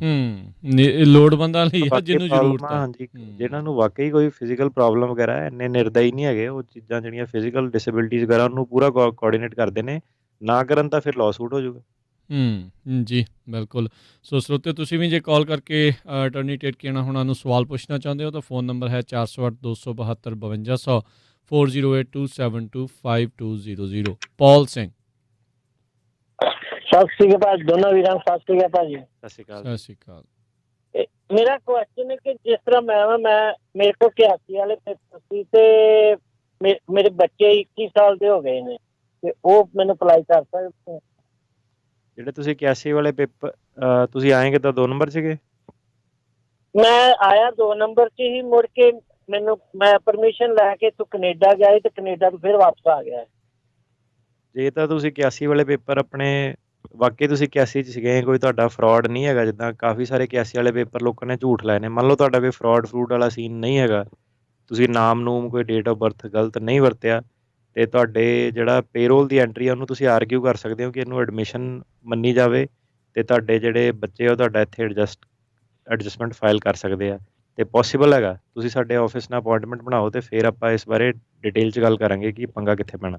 ਜੀ ਥੈਂਕ ਯੂ ਜੀ। ਚਲੋ ਠੀਕ ਹੈ ਭਾਈ, ਓਕੇ ਜੀ ਸਤਿ ਸ਼੍ਰੀ ਅਕਾਲ। ਇਹਨਾਂ ਦੇ ਆਫਿਸ ਦਾ ਜਿਹੜਾ ਜੀ ਫੋਨ ਨੰਬਰ ਆ 4159090503 415 909 0503। ਅਗਲੇ ਕਾਲਰ ਨੇ ਦਲਜੀਤ। ਸਤਿ ਸ਼੍ਰੀ ਅਕਾਲ। ਹਾਂਜੀ ਸਤਿ ਸ੍ਰੀ ਅਕਾਲ ਭਾਜੀ। ਸਤਿ ਸ਼੍ਰੀ ਅਕਾਲ। ਹਾਂਜੀ ਮੇਰਾ ਕੁਐਸਚਨ ਇਹ ਸੀਗਾ, ਅਸੀਂ ਆਪਣੀ ਬੇਟੀ ਦੀ ਪਟੀਸ਼ਨ ਕੀਤੀ ਸੀਗੀ, ਵਿਆਹੀ ਹੋਈ ਆ 2014 'ਚ, ਤੇ ਉਹਦੇ ਫਾਦਰ ਵੱਲੋਂ ਇਕੱਲੇ ਵੱਲੋਂ ਕੀਤਾ ਸੀ। ਕੀ ਹੁਣ ਇਹਦੇ ਵਿੱਚ ਦੁਬਾਰਾ ਕੋਈ ਨਾਂ ਉਹਦੇ ਭਰਾ ਦਾ ਜਾਂ ਮਾਂ ਦਾ ਐਡ ਹੋ ਸਕਦਾ? ਦੁਬਾਰਾ ਦੱਸਿਓ ਇੱਕ ਵਾਰੀ, ਕਿੰਨੇ ਕਿਹਦੀ ਪਟੀਸ਼ਨ ਕੀਤੀ ਸੀਗੀ? 2014 'ਚ ਵਿਆਹੀ ਹੋਈ ਆ, ਉਹ ਬੱਚਾ ਹੈ ਨਹੀਂ ਕੋਈ। ਤੁਸੀਂ ਕੀਤੀ ਹੈ? ਕਿੰਨੇ ਆਪਣੇ ਕੁੜੀ ਦੀ ਕੀਤੀ ਕਿਸੇ ਨੇ? ਫਾਦਰ ਵੱਲੋਂ ਕੱਲਿਆਂ ਦਾ ਨਾਂ ਸੀ ਉਦੋਂ, ਕਹਿੰਦੇ ਸੀ ਜਲਦੀ ਨਿਕਲਿਆ ਹੁੰਦਾ ਵੀ ਸਿਟੀਜ਼ਨ ਬਣੇ ਹੋਏ ਆ ਅਸੀਂ। ਹਾਂਜੀ ਤੇ ਹੁਣ ਉਹਦੇ ਵਿੱਚ ਹੁਣ ਪਤਾ ਨਹੀਂ ਕਿੰਨਾ ਕੁ ਟਾਈਮ ਵੱਧ ਜਾਣਾ ਹੁਣ, ਜਿਹੜਾ ਬੰਦ ਹੋਏ ਕਰਕੇ ਕੋਵਿਡ ਕਰਕੇ, ਵੀ ਉਹਦੇ ਵਿੱਚ ਭਰਾ ਦਾ ਜਾਂ ਮਦਰ ਦਾ ਨਾਮ ਐਡ ਹੋ ਸਕਦਾ ਕਿਸੇ ਦਾ ਇੱਕ ਦੇ ਵਿੱਚ? ਆਦਾ ਜਾਂ ਮਤਲਬ ਮੈਂ ਫੈਕਟ ਪੜਨਾ ਸਮਝਣੀ, ਯੂਐਸ ਸਿਟੀਜ਼ਨ ਫਾਦਰ ਨੇ ਆਪਣੀ ਡਾਟਰ ਦਾ ਕੀਤਾ ਨਾ? ਹਾਂਜੀ ਹਾਂਜੀ। ਤੁਸੀਂ ਕਹਿੰਦੇ ਆ ਵੀ ਇਧਰਲੇ ਪਾਸੋਂ ਕੋਈ ਭੈਣ ਭਰਾ ਉਹਦਾ ਨਾਮ ਵਿੱਚੋਂ ਐਡ ਪਾ ਦਈਏ ਵੀ ਮੁੰਡਾ ਸਾਡਾ ਇੱਥੇ, ਵੀ ਉਹਦਾ ਨਾਮ ਵਿੱਚ ਹੋ ਸਕਦਾ ਐਡ? ਨਹੀਂ, ਉਹ ਨਵੀਂ ਪਟੀਸ਼ਨ ਕਰਨੀ ਪੈਣੀ, ਮੁੰਡੇ ਨੂੰ ਵੱਖਰੀ ਹੁੰਦੀ ਹੈ, ਨਹੀਂ ਮਿਲਣੀ, ਨਵੇਂ ਸਿਰੋਂ ਕਰਨੀ ਪੈਣੀ। ਅੱਛਾ, ਜਿਵੇਂ ਮੇਰਾ ਵੀ ਮਦਰ ਵੱਲੋਂ ਨਾਮ ਉਹਦੇ ਵਿੱਚ ਵੱਖਰਾ ਤੁਹਾਨੂੰ ਵੀ ਨਵੀਂ ਕਰਨੀ ਪੈਣੀ ਹੈ ਅਲੱਗ। ਸੋ ਬੇਸਿਕਲੀ ਜੇ ਆਪਾਂ ਇਹਨੂੰ ਕਲੀਅਰ ਕਰਦੇ ਜਾਈਏ, ਇੱਕ ਫੈਮਿਲੀ ਮੈਂਬਰ ਉਹ ਆਪਣੇ ਪੱਧਰ ਦੇ ਉੱਤੇ ਜਿਹੜਾ ਉਹ ਇੱਕ ਜਣਾ ਹੀ ਜਿਹੜਾ ਆ ਉਹ ਕਿਸੇ ਨੂੰ ਇੱਥੇ ਸੱਦਣ ਦੇ ਲਈ ਅਪਲਾਈ ਕਰ ਸਕਦਾ ਆ, ਚਾਹੇ ਤੁਸੀਂ ਮੀਆਂ ਬੀਬੀ ਆ, ਨਾਲ ਭੈਣ ਭਰਾ, ਤੁਹਾਡੇ ਬੱਚੇ ਆ, ਕੋਈ ਵੀ ਆ, ਹਰ ਇੱਕ ਜਣਾ ਵੱਖੋ ਵੱਖਰੇ ਤੌਰ ਦੇ ਉੱਤੇ ਕਰ ਦੇਵੇ ਤਾਂ ਉਹ ਜਿੱਦਾਂ ਆਪਾਂ ਪਹਿਲਾਂ ਵੀ ਦੱਸਦੇ ਰਹੇ ਹਾਂ ਵੀ ਉਹ ਜਿਹੜਾ ਰਿਸਕ ਆ ਉਹ ਸਪਰੈਡ ਆਊਟ ਹੋ ਜਾਂਦਾ ਆ, ਇਹ ਉਸ ਦੇ ਵਿੱਚ ਜ਼ਰੂਰ ਬੈਨੀਫਿਟ ਜਿਹੜਾ ਉਸ ਚੀਜ਼ 'ਚ ਹੋ ਜਾਂਦਾ ਆ। ਅਗਲੇ ਕਾਲਰ ਮਨਜੀਤ ਸਿੰਘ। ਸਤਿ ਸ਼੍ਰੀ ਅਕਾਲ। ਹਾਂਜੀ ਸਤਿ ਸ਼੍ਰੀ ਅਕਾਲ ਜੀ। ਸਤਿ ਸ਼੍ਰੀ ਅਕਾਲ ਜੀ। ਹਾਂ, ਰਾਜਕਰਨ ਵੀਰ ਨੂੰ ਤੇ ਆਪਣੇ ਤੁਹਾਨੂੰ ਵਕੀਲ ਸਾਹਿਬ ਸਤਿ ਸ਼੍ਰੀ ਅਕਾਲ ਜੀ। ਮੇਰਾ ਦੋਸਤ ਆ ਜੀ, ਉਹਨੂੰ 11-12 ਸਾਲ ਹੋ ਗਏ ਅਸਾਈਲਮ ਦਾ ਕੇਸ ਲੱਗਿਆ ਹੋਇਆ ਉਹਦਾ, ਤੇ ਉਹਦੀ ਕੋਈ ਤਰੀਕ ਨਹੀਂ ਆਈ, ਤੇ ਉਹਦਾ ਤੁਸੀਂ ਇੱਕ ਦਿਨ ਪਿਛਲੇ ਵੀਕ ਦੱਸ ਰਹੇ ਸੀ ਵੀ 10 ਸਾਲ ਜਿਹਨੂੰ ਆਏ ਨੂੰ ਹੋ ਜਾਣ ਵੀ ਉਹਦਾ ਕੋਈ ਸੋਲੂਸ਼ਨ ਹੈਗਾ। ਅਸਾਈਲਮ ਆਫਿਸ ਦੇ ਮੂਹਰੇ ਜਿਹਦਾ ਕੇਸ ਲੱਗਾ ਉਹਦਾ, ਹਾਂਜੀ, ਤੇ ਉਹਦੇ ਨਾਲ ਉਹਦਾ ਇੱਥੇ ਕੁਆਲੀਫਾਈਂਗ ਰਿਲੇਟਿਵ ਹੋਣਾ ਚਾਹੀਦਾ, ਸਿਟੀਜ਼ਨ ਜਾਂ ਗ੍ਰੀਨ ਕਾਰਡ ਹੋਲਡਰ, ਬੱਚਾ, ਵਾਈਫ ਜਾਂ ਪੈਰੈਂਟ, ਉਹ ਬੰਦਿਆਂ ਨੂੰ ਫਾਇਦਾ ਹੋ ਸਕਦਾ। ਨਹੀਂ ਜੀ, ਅੱਛਾ ਨਾ, ਉਹ ਤਾਂ ਜੇ ਉਹਨੂੰ ਤਾਂ ਗ੍ਰੀਨ ਕਾਰਡ ਮਿਲਿਆ ਨਹੀਂ ਜੀ, ਉਹਦੇ ਲਈ ਇਹ ਆਪਣਾ ਦੋਸਤ ਆ, ਉਹਦੇ ਲਈ ਨਹੀਂ, ਉਹਨੂੰ ਨਹੀਂ ਮਿਲਿਆ, ਉਹਦੇ ਨਾਲ ਉਹਦੇ ਕੋਈ ਮੀਆਂ ਬੀਬੀ ਨੂੰ ਜਾਂ ਉਹਦੇ ਬੱਚੇ, ਜੇ ਉਹ ਗ੍ਰੀਨ ਕਾਰਡ ਜਾਂ ਸਿਟੀਜ਼ਨ ਹੈਗੇ ਆ। ਉਹ ਕੱਲਾ ਹੀ ਆਇਆ ਸੀਗਾ ਜੀ। ਨਹੀਂ, ਏਦਾਂ ਕੋਈ ਰੂਲ ਨਹੀਂ ਹੈਗਾ 10 ਸਾਲ ਜੀ, ਉਹ ਕੰਡੀਸ਼ਨਾਂ ਹੁੰਦੀਆਂ ਜੀ, ਕੰਡੀਸ਼ਨਾਂ ਹੁੰਦੀਆਂ ਨਾਲ ਜੀ।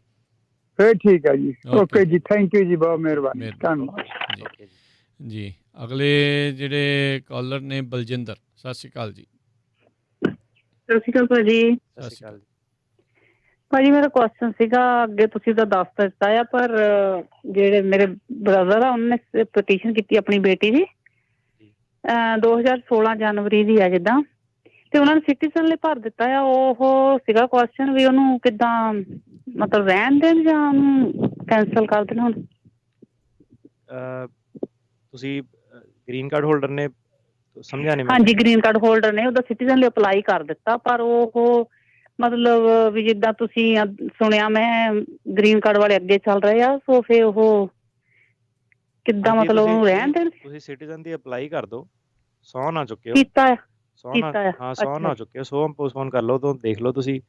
ਹੁਣ ਜਿੱਦਾਂ ਕੋਵਿਡ ਆ ਗਿਆ, ਪਰ ਤੁਸੀਂ ਨਾਲੇ ਵੀ ਦੇਖਣਾ ਨਾ ਕਿ ਗ੍ਰੀਨ ਕਾਰਡ ਹੋਲਡਰ ਵਾਲਿਆਂ ਨੂੰ ਪਹਿਲ ਨਹੀਂ ਹੈਗੀ। ਹੁਣ ਜਿੱਦਾਂ ਉਹ ਕਾਲਰ ਸੀਗੇ, ਉਹਨਾਂ ਦੇ 2013 ਸੀਗਾ, ਉਹਨਾਂ ਦਾ ਨੰਬਰ ਕਰੰਟ ਆ, ਭਾਵੇਂ ਉਹਨਾਂ ਦਾ ਅੱਗੇ ਚੱਲ ਰਿਹਾ, ਪਰ ਉਹਨਾਂ ਦਾ ਕੇਸ ਸੁਣਿਆ ਨਹੀਂ ਜਾਣਾ, ਸੁਣਨਾ ਉਹਨਾਂ ਨੇ ਸਿਟੀਜ਼ਨ ਵਾਲਿਆਂ ਦਾ, ਹੈ ਨਾ।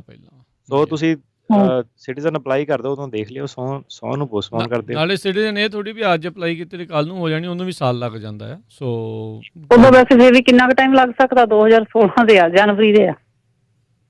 ਕੁਛ ਕਹਿ ਨਹੀਂ ਸਕਦੇ, ਤੁਹਾਨੂੰ ਤੁਸੀਂ ਸੁਣਦੇ ਰਹੋ, ਤੁਹਾਨੂੰ ਪਤਾ ਲੱਗ ਜਾਣਾ ਰੇਡੀਓ ਤੇ ਕਦੋਂ ਖੁੱਲੀਆਂ ਐਮਬੈਸੀਆਂ, ਕਦੋਂ ਕੀ ਹੋਇਆ ਨਾ, ਏਦਾਂ ਨਹੀਂ ਦੱਸ ਸਕਦੇ। ਹਾਲ ਦੀ ਘੜੀ ਤਾਂ ਸਾਰਾ ਕੁਛ ਕੰਮ ਜਿਹੜਾ ਉਹ ਠੱਪ ਹੀ ਆ ਜਾਂ ਬਹੁਤ ਹੀ ਸਲੋ ਆ ਜੀ। ਇੱਕ ਜਿਹੜੇ ਵਾਵਾ ਵਾਲਾ ਕੀਤਾ ਸੀ ਨਾ, ਜਿਹਨਾਂ ਨੇ ਕਾਲਰ ਨੇ ਕੀਤਾ ਸੀਗਾ ਕਿ ਬੱਚੇ ਉਹਨਾਂ ਦੇ ਏਜ ਆਊਟ CSP ਹੈ, ਉਹ ਮੈਂ ਬੜੀ ਸ਼ਾਰਟ ਦੇ ਵਿੱਚ ਆਨਸਰ ਦਿੱਤਾ। ਮੈਂ ਅਗਲੀ ਵਾਰੀ ਉਹਨੂੰ ਥੋੜਾ ਡਿਟੇਲ 'ਚ ਸਮਝਾਊਂਗਾ ਕਿ ਏਜ ਆਊਟ ਕਿੱਥੇ ਤੱਕ ਉਹਦੀ ਪ੍ਰੋਟੈਕਸ਼ਨ ਲੱਗਦੀ ਹੈ ਵਾਵਾ ਵਾਲੀ। ਠੀਕ ਹੈ। ਤੇ ਜਿੱਦਾਂ ਉਹਨਾਂ ਨੇ ਦੱਸਿਆ ਸੀਗਾ ਕਿ 17 'ਚ ਕੀਤਾ ਤੇ 15 ਕਲੇ ਚੱਲ ਰਹੇ ਆ। ਸੋ ਮੈਨੂੰ ਐਗਜ਼ੈਕਟਲੀ ਤਾਂ ਹੁਣ ਉਹਨਾਂ ਨੇ ਫੈਕਟ ਦੱਸਿਆ ਨਹੀਂ ਕਿ ਬੱਚਿਆਂ ਦੀ ਕਿੰਨੀ ਉਮਰ ਆ, ਕਿੱਦਾਂ ਵਾ, ਪਰ ਇਹ ਹੈ ਕਿ ਕਈ ਬੱਚੇ ਏਜ ਆਊਟ ਹੋ ਸਕਦੇ ਨੇ ਵਾਵਾ ਵਾਲੇ ਕੇਸ ਦੇ ਵਿੱਚ ਵੀ। ਸੋ ਇਹ ਮੈਂ ਤੁਹਾਨੂੰ ਅਗਲੇ ਐਪੀਸੋਡ ਦੇ ਵਿੱਚ ਐਕਸਪਲੇਨ ਕਰ ਦੂੰਗਾ ਕਿੱਦਾਂ। ਠੀਕ ਹੈ ਜੀ। ਜੀ ਅਗਲੇ ਕਾਲਰ ਰਣਜੀਤ। ਹਾਂਜੀ ਰਣਜੀਤ ਜੀ, ਸਤਿ ਸ਼੍ਰੀ ਅਕਾਲ। ਹਾਂਜੀ ਜੀ ਅਗਲੇ ਜਿਹੜੇ ਕਾਲਰ ਨੇ ਸੁਰਿੰਦਰ, ਸੌਰੀ ਜੀ ਤੁਹਾਡੀ ਜਿਹੜੀ ਲਾਈਨ ਆ ਉਹ ਡ੍ਰੌਪ ਹੋ ਗਈ ਹੈ, ਤੁਸੀਂ ਮੁੜ ਕੇ ਦੁਬਾਰਾ ਪਲੀਜ਼ ਜਿਹੜੀ ਕਾਲ ਕਰ ਰਹੇ ਹੋ। ਸੁਰਿੰਦਰ ਜੀ ਸਤਿ ਸ਼੍ਰੀ ਅਕਾਲ। ਹਾਂਜੀ ਮੇਰੇ ਸਤਿ ਸ਼੍ਰੀ ਅਕਾਲ ਜੀ ਸਰ, ਦੋਨੋਂ ਭਾਈਆਂ ਸਾਹਿਬ ਨੂੰ ਜੀ। ਜੀ ਮੇਰਾ ਕੁਐਸਚਨ ਸੀਗਾ, ਅਗਰ ਕੋਈ ਬੱਚਾ ਕੈਨੇਡਾ ਦੇ ਵਿੱਚ ਸਟੱਡੀ ਬੇਸ ਤੇ ਆਇਆ, ਕਿ ਉਹ ਮਾਈਗ੍ਰੇਟ ਹੋ ਕੇ ਅਮਰੀਕਾ ਜਾ ਸਕਦਾ? ਮਾਈਗ੍ਰੇਟ ਜੀ ਦੇਖੋ, ਦੋ ਤਰ੍ਹਾਂ ਦੀ ਮਾਈਗ੍ਰੇਸ਼ਨ ਹੁੰਦੀ ਹੈ, ਇੱਕ ਲੀਗਲ ਹੁੰਦੀ ਹੈ, ਇੱਕ ਇਲੀਗਲ ਹੁੰਦੀ ਹੈ। 2 ਨੰਬਰ ਵਾਲੀ ਦੇ ਬਾਰੇ ਮੈਂ ਕੋਈ ਕਮੈਂਟ ਨਹੀਂ ਕਰੂੰਗਾ, ਪਰ ਲੀਗਲ ਇਮੀਗ੍ਰੇਸ਼ਨ ਜਿਹੜੀ ਹੈਗੀ ਆ ਉਹਨੂੰ ਕੁਆਲੀਫਾਈ ਕਰਨਾ ਪੈਂਦਾ ਹੈ, ਜਾਂ ਫੈਮਿਲੀ ਮੈਰਿਜ ਵਗੈਰਾ ਉਹਦੇ ਥਰੂ, ਜਾਂ ਫਿਰ ਆਪਣਾ ਜਿਹੜਾ ਇੰਪਲੋਇਮੈਂਟ ਵਾਲਾ ਜਿਹੜਾ ਪ੍ਰੋਸੈਸ ਹੈ। ਅਤੇ ਉਹ ਪ੍ਰੋਸੈਸ ਕਾਫੀ ਡਿਫੀਕਲਟ, ਟੈਕਨੀਕਲ, ਚੈਲੰਜਿੰਗ ਹੈ, ਕਿਉਂਕਿ ਇੱਥੇ ਦੇ ਬੱਚੇ ਵੀ ਕੰਪੀਟ ਕਰਦੇ ਨੇ ਕਾਫੀ, ਅਤੇ ਉਹ ਜਿਹੜਾ ਹੈਗਾ ਬੱਚੇ ਨੂੰ ਆਪ ਡਿਗਰੀ ਲੈ ਕੇ ਆਪਣੀ ਛਾਨਬੀਨ ਕਰਨੀ ਪੈਣੀ ਹੈ ਕਿ ਕਿੱਦਾਂ ਜੋਬ ਲੱਭਣੀ ਹੈ, ਕਿੱਦਾਂ ਵੀਜ਼ਾ ਲਗਵਾਉਣਾ। ਜੀ ਇਸ ਦੇ ਵਿੱਚ ਹਾਂਜੀ, ਇਸ ਦੇ ਵਿੱਚ ਇੱਕ ਚੀਜ਼ ਜਿਹੜੀ ਆਪਾਂ ਟੇਕ ਨਾ ਜੀ ਕਲੀਅਰ ਕਰ ਦਈਏ, ਜੇ ਕਿਸੇ ਨੂੰ ਕੋਈ ਆਸਟ੍ਰੇਲੀਆ 'ਚ ਆ ਗਿਆ ਜਾਂ ਕੋਈ ਕੈਨੇਡਾ 'ਚ ਆ ਗਿਆ, ਇਹਦਾ ਮਤਲਬ ਇਹ ਨਹੀਂ ਆ ਵੀ ਉਹਦਾ ਪੱਲੜਾ ਭਾਰੀ ਹੋ ਜਾਣਾ ਅਮਰੀਕਾ ਦੀ ਇਮੀਗ੍ਰੇਸ਼ਨ ਕਰਨ ਦੇ ਲਈ। ਉਹਦੇ ਲਈ ਵੀ ਸੇਮ ਉਹੀ ਜਿਹੜਾ ਪ੍ਰੋਸੈਸ ਰਹਿਣਾ ਹੈ ਜਿਹੜਾ ਕੋਈ ਇੰਡੀਆ 'ਚ ਬੈਠਾ, ਜੇ ਕੋਈ ਇਸ ਤਰੀਕੇ ਦੇ ਨਾਲ ਲੀਗਲ ਇਮੀਗ੍ਰੇਸ਼ਨ ਦੇ ਲਈ ਅਪਲਾਈ ਕਰ ਰਿਹਾ, ਬੰਦੇ ਨੂੰ ਲੱਗਦਾ ਵੀ ਹਾਂ ਮੁਲਕ ਆਪਣਾ ਗਵਾਂਢੀ ਹੋ ਗਿਆ ਅਤੇ ਸ਼ਾਇਦ ਆਪਾਂ ਨੂੰ ਜਲਦੀ ਪਹਿਲ ਜਾਂ ਉਸ ਚੀਜ਼ ਦੀ ਦੇਣਗੇ, ਪਰ ਉਹ ਪ੍ਰੋਸੈਸ ਸਾਰਿਆਂ ਦੇ ਲਈ ਜਿਹੜਾ ਇਹਨਾਂ ਨੇ ਬਰਾਬਰ ਹੀ ਜਿਹੜਾ ਉਹ ਰੱਖਿਆ ਹੈਗਾ ਆ। ਇਹ ਨਹੀਂ ਹੈ ਵੀ ਤੁਸੀਂ ਕੈਨੇਡਾ ਦੇ ਵਿੱਚ ਆ ਕੇ ਲੀਗਲ ਤੌਰ ਦੇ ਉੱਤੇ ਤੁਸੀਂ ਆ ਗਏ ਅਤੇ ਅਮਰੀਕਾ ਵਾਲਿਆਂ ਨੇ ਕਹਿਣਾ ਕੋਈ ਨਹੀਂ ਤੁਸੀਂ ਇੱਧਰ ਨੂੰ ਵੀ ਜਿਹੜਾ ਆ ਜਾਓ। ਉਹ ਪ੍ਰੋਸੈਸ ਉਹਨਾਂ ਨੇ ਉਸੇ ਤਰੀਕੇ ਦੇ ਨਾਲ ਬਾਕੀਆਂ ਦੇ ਲਈ ਵੀ ਚਲਾਉਣਾ। ਇੱਦਾਂ ਹੀ ਆ ਅਟਰਨੀ ਟੇਕੀਆਣਾ ਜੀ? 2-3 ਚੀਜ਼ਾਂ। ਇੱਕ ਤਾਂ ਇਹ ਹੈ ਕਿ ਹੁਣ ਜਿੱਦਾਂ ਆਸਟ੍ਰੇਲੀਆ ਦੀ ਤੁਸੀਂ ਗੱਲ ਕੀਤੀ, ਜੇ ਸਿਟੀਜ਼ਨ ਬਣ ਜਾਂਦਾ ਉਹਨੂੰ ਇੱਕ E3 ਵੀਜ਼ਾ, ਇੱਕ ਵੀਜ਼ਾ ਹੋਰ ਮਿਲ ਜਾਂਦਾ ਹੈ, ਜਿਹਦਾ ਕਿ ਆਸਟ੍ਰੇਲੀਅਨ ਇੰਨੇ ਆਉਂਦੇ ਨਹੀਂ, ਉਹ ਆ ਕੇ ਕੰਮ ਕਰ ਸਕਦਾ ਹੈ ਨਾ। ਫਿਰ ਉਹਨੂੰ H1 ਵੀ ਉਹਦਾ ਅਵੋਇਡ ਹੋ ਜਾਂਦਾ। ਜਿਹੜੇ ਕੈਨੇਡੀਅਨ ਆ ਉਹਨਾਂ ਨੂੰ TN ਵੀਜ਼ਾ ਮਿਲਦਾ ਸਿਟੀਜ਼ਨ ਨੂੰ, ਉਹ ਫਿਰ TN ਵੀਜ਼ਾ ਇੱਕ ਹੋਰ ਉਹਨਾਂ ਨੂੰ ਵੀਜ਼ਾ ਜਿਹਦੇ ਉੱਤੇ ਲੋਟਰੀ ਨੰਬਰ ਨਹੀਂ ਹੈਗੇ, ਉਹ ਫਿਰ TN ਵੀਜ਼ੇ ਥੱਲੇ ਆ ਸਕਦੇ ਨੇ। ਕੈਨੇਡੀਅਨ ਫਿਰ E2 ਵੀਜ਼ਾ ਕਰ ਸਕਦੇ ਨੇ, ਆਸਟ੍ਰੇਲੀਅਨ ਵੀ E2 ਵੀਜ਼ਾ ਜਿਹੜਾ ਆਪਣਾ ਇਨਵੈਸਟਮੈਂਟ ਵਾਲਾ ਉਹ ਕਰ ਸਕਦੇ ਨੇ। ਜ਼ਿਆਦਾਤਰ ਜਿਹੜੇ ਫਿਰ ਇਹ ਹੈ ਕਿ ਜਦੋਂ ਤੁਸੀਂ ਇੰਡੀਆ ਤੋਂ ਟੂਰਿਸਟ ਵੀਜ਼ਾ ਜਾਂ ਕੋਈ ਚੀਜ਼ ਅਪਲਾਈ ਕਰਨੀ ਆ ਉਹ ਮੁਸ਼ਕਿਲ ਹੁੰਦੀ ਹੈ ਕਾਫੀ, ਹੈ ਨਾ, ਕਿਉਂਕਿ ਰਸ਼ ਬਹੁਤ ਜ਼ਿਆਦਾ। ਜਦੋਂ ਤੁਸੀਂ ਕੈਨੇਡਾ ਆਸਟ੍ਰੇਲੀਆ ਤੋਂ ਕਰੋਗੇ ਕਿ ਤੁਸੀਂ ਘੁੰਮਣ ਜਾਣਾ, ਤੁਹਾਡੇ ਉਹ ਜਿਹੜੇ ਚਾਂਸ ਹੈਗੇ ਕਿਉਂਕਿ ਰਸ਼ ਘੱਟ ਆ, ਲੋਕੀ ਘੱਟ ਆ, ਅਤੇ ਉਹ ਵਾਲੇ ਜਿਹੜੇ ਲੋਕੀ ਆ ਉਹਨਾਂ ਨੂੰ ਵੀਜ਼ੇ ਦੀ ਲੋੜ ਨਹੀਂ ਹੁੰਦੀ ਕੈਨੇਡੀਅਨ ਅਤੇ ਆਸਟ੍ਰੇਲੀਅਨ ਨੂੰ, ਤੁਹਾਡੇ ਉਹ ਵੀਜ਼ਾ ਲੱਗਣ ਵਗੈਰਾ ਦੇ ਚਾਂਸ ਵੱਧ ਜਾਂਦੇ ਨੇ ਟੈਂਪਰੇਰੀ। ਪਰ ਜਿਹੜੀ ਕਹਿ ਲਓ ਪਰਮਾਨੈਂਟ ਇਮੀਗ੍ਰੇਸ਼ਨ ਹੈਗੀ ਆ US ਦੀ, ਉਹ ਸਾਰਿਆਂ ਵਾਸਤੇ ਸੇਮ ਹੀ ਆ ਜਿਹੜੀ ਕੁਆਲੀਫਾਈ ਕਰਨਾ, ਉਹਦੇ ਵਿੱਚ ਕੋਈ ਛੋਟ ਨਹੀਂ ਕਿ ਤੁਸੀਂ ਸਟੂਡੈਂਟ ਹੋ। ਹਾਂ ਤੁਸੀਂ ਜੇ ਸਿਟੀਜ਼ਨ ਹੈਗੇ ਹੋ ਤੁਹਾਨੂੰ ਕੁਛ ਇੱਕ ਵੀਜ਼ੇ ਜ਼ਿਆਦਾ ਮਿਲ ਜਾਂਦੇ ਨੇ, ਉਸ ਤੋਂ ਇਲਾਵਾ ਕੋਈ ਛੋਟ ਨਹੀਂ। ਜੀ ਬਿਲਕੁਲ। ਜੇ ਕੋਈ ਉਹਨਾਂ ਮੁਲਕਾਂ ਦਾ ਸਿਟੀਜ਼ਨ ਨਹੀਂ ਹੈਗਾ ਤੇ ਉਹ ਵੀ ਅਜੇ ਟੈਂਪਰੇਰੀ ਨਾਨ ਇਮੀਗ੍ਰੈਂਟ ਹੀ ਹੈਗਾ ਆ ਉਹਨਾਂ ਮੁਲਕਾਂ 'ਚ ਵੀ, ਉਹਨਾਂ ਦੇ ਲਈ ਉਹ ਫਿਰ ਬਰਾਬਰੀ ਜਿਹੜਾ ਆ ਉਹ ਰਾਹ ਹੈਗਾ ਆ। ਜੀ ਜੀ ਸੁਰਿੰਦਰਜੀਤ, ਸਤਿ ਸ੍ਰੀ ਅਕਾਲ ਜੀ। ਸਤਿ ਸ਼੍ਰੀ ਅਕਾਲ ਜੀ। ਹਾਂਜੀ, ਦੋ ਭਰਾਵਾਂ ਸਤਿ ਸ੍ਰੀ ਅਕਾਲ। ਮੈਂ ਜੀ ਜੂ ਵੀਜ਼ਾ ਬਾਰੇ ਪੁੱਛਣਾ ਹੈ ਜੀ। ਜੂ ਵੀਜ਼ਾ ਮੇਰਾ 2016 ਚ ਲੱਗਾ ਸੀ 7ਵੇਂ ਮਹੀਨੇ ਚ, ਅੱਜ ਕਿੰਨੀ ਕੁ ਡੇਟ ਚੱਲ ਰਹੀ ਹੈ? 2015 ਵਾਲੇ ਭਾਜੀ ਸਾਡੇ ਜਿਹੜੇ ਖੁਦ ਦੇ ਕਲਾਇੰਟ ਹੈਗੇ ਆ ਉਹਨਾਂ ਨੂੰ ਅਜੇ ਆਇਆ ਨਹੀਂ ਹੈਗਾ ਯੂ ਵੀਜ਼ਾ, ਸੋ ਤੁਹਾਨੂੰ ਟਾਈਮ ਲੱਗ ਜਾਣਾ ਜੀ। ਠੀਕ ਹੈ ਜੀ, ਮਿਹਰਬਾਨੀ। ਹਰਮਿੰਦਰ, ਹਾਂਜੀ ਸਤਿ ਸ਼੍ਰੀ ਅਕਾਲ ਜੀ। ਸਤਿ ਸ਼੍ਰੀ ਅਕਾਲ। ਹਾਂਜੀ, ਕੁਐਸਚਨ ਸੀਗਾ ਜੀ, ਮੇਰੇ ਮਮ ਡੈਡ ਅਸਾਈਲਮ ਪੇਸ਼ ਕੀਤਾ ਹੋਇਆ ਵਾ, ਉਹ ਮੇਰੀ ਸਿਸਟਰ ਇੰਗਲੈਂਡ ਆ, ਉਹਨਾਂ ਕੋਲ ਜਾ ਸਕਦੇ ਆ? ਜਾ ਸਕਦੇ ਨੇ, ਆ ਨਹੀਂ ਸਕਦੇ। ਨਹੀਂ ਪਰਮਿਸ਼ਨ ਲੈ ਕੇ ਜਾ ਸਕਦੇ? ਨਹੀਂ, ਅਪਰੂਵਡ ਆ ਕੇਸ? ਨਹੀਂ ਅਜੇ ਪੈਂਡਿੰਗ ਹੈ ਜੀ। ਪਰਮਿਸ਼ਨ ਟਰਾਈ ਕਰ ਲਓ, ਟਰੈਵਲ ਡਾਕੂਮੈਂਟ ਜੇ ਦਿੰਦੇ ਨੇ, ਦੇਣਾ ਨਹੀਂ ਉਹਨਾਂ ਨੇ, ਉੱਦਾਂ ਟਰਾਈ ਕਰ ਸਕਦੇ ਆ ਤੁਸੀਂ ਜੀ। ਤੇ ਫਿਰ ਹਾਂਜੀ ਤੁਹਾਨੂੰ ਨਾਲ ਜੇ ਦੇ ਵੀ ਦੇਣ, ਤੁਸੀਂ ਇਹ ਦੇਖਣਾ ਕਿ ਉਹਦੀ 100% ਕਈ ਵਾਰੀ ਗਰੰਟੀ ਨਹੀਂ ਹੁੰਦੀ।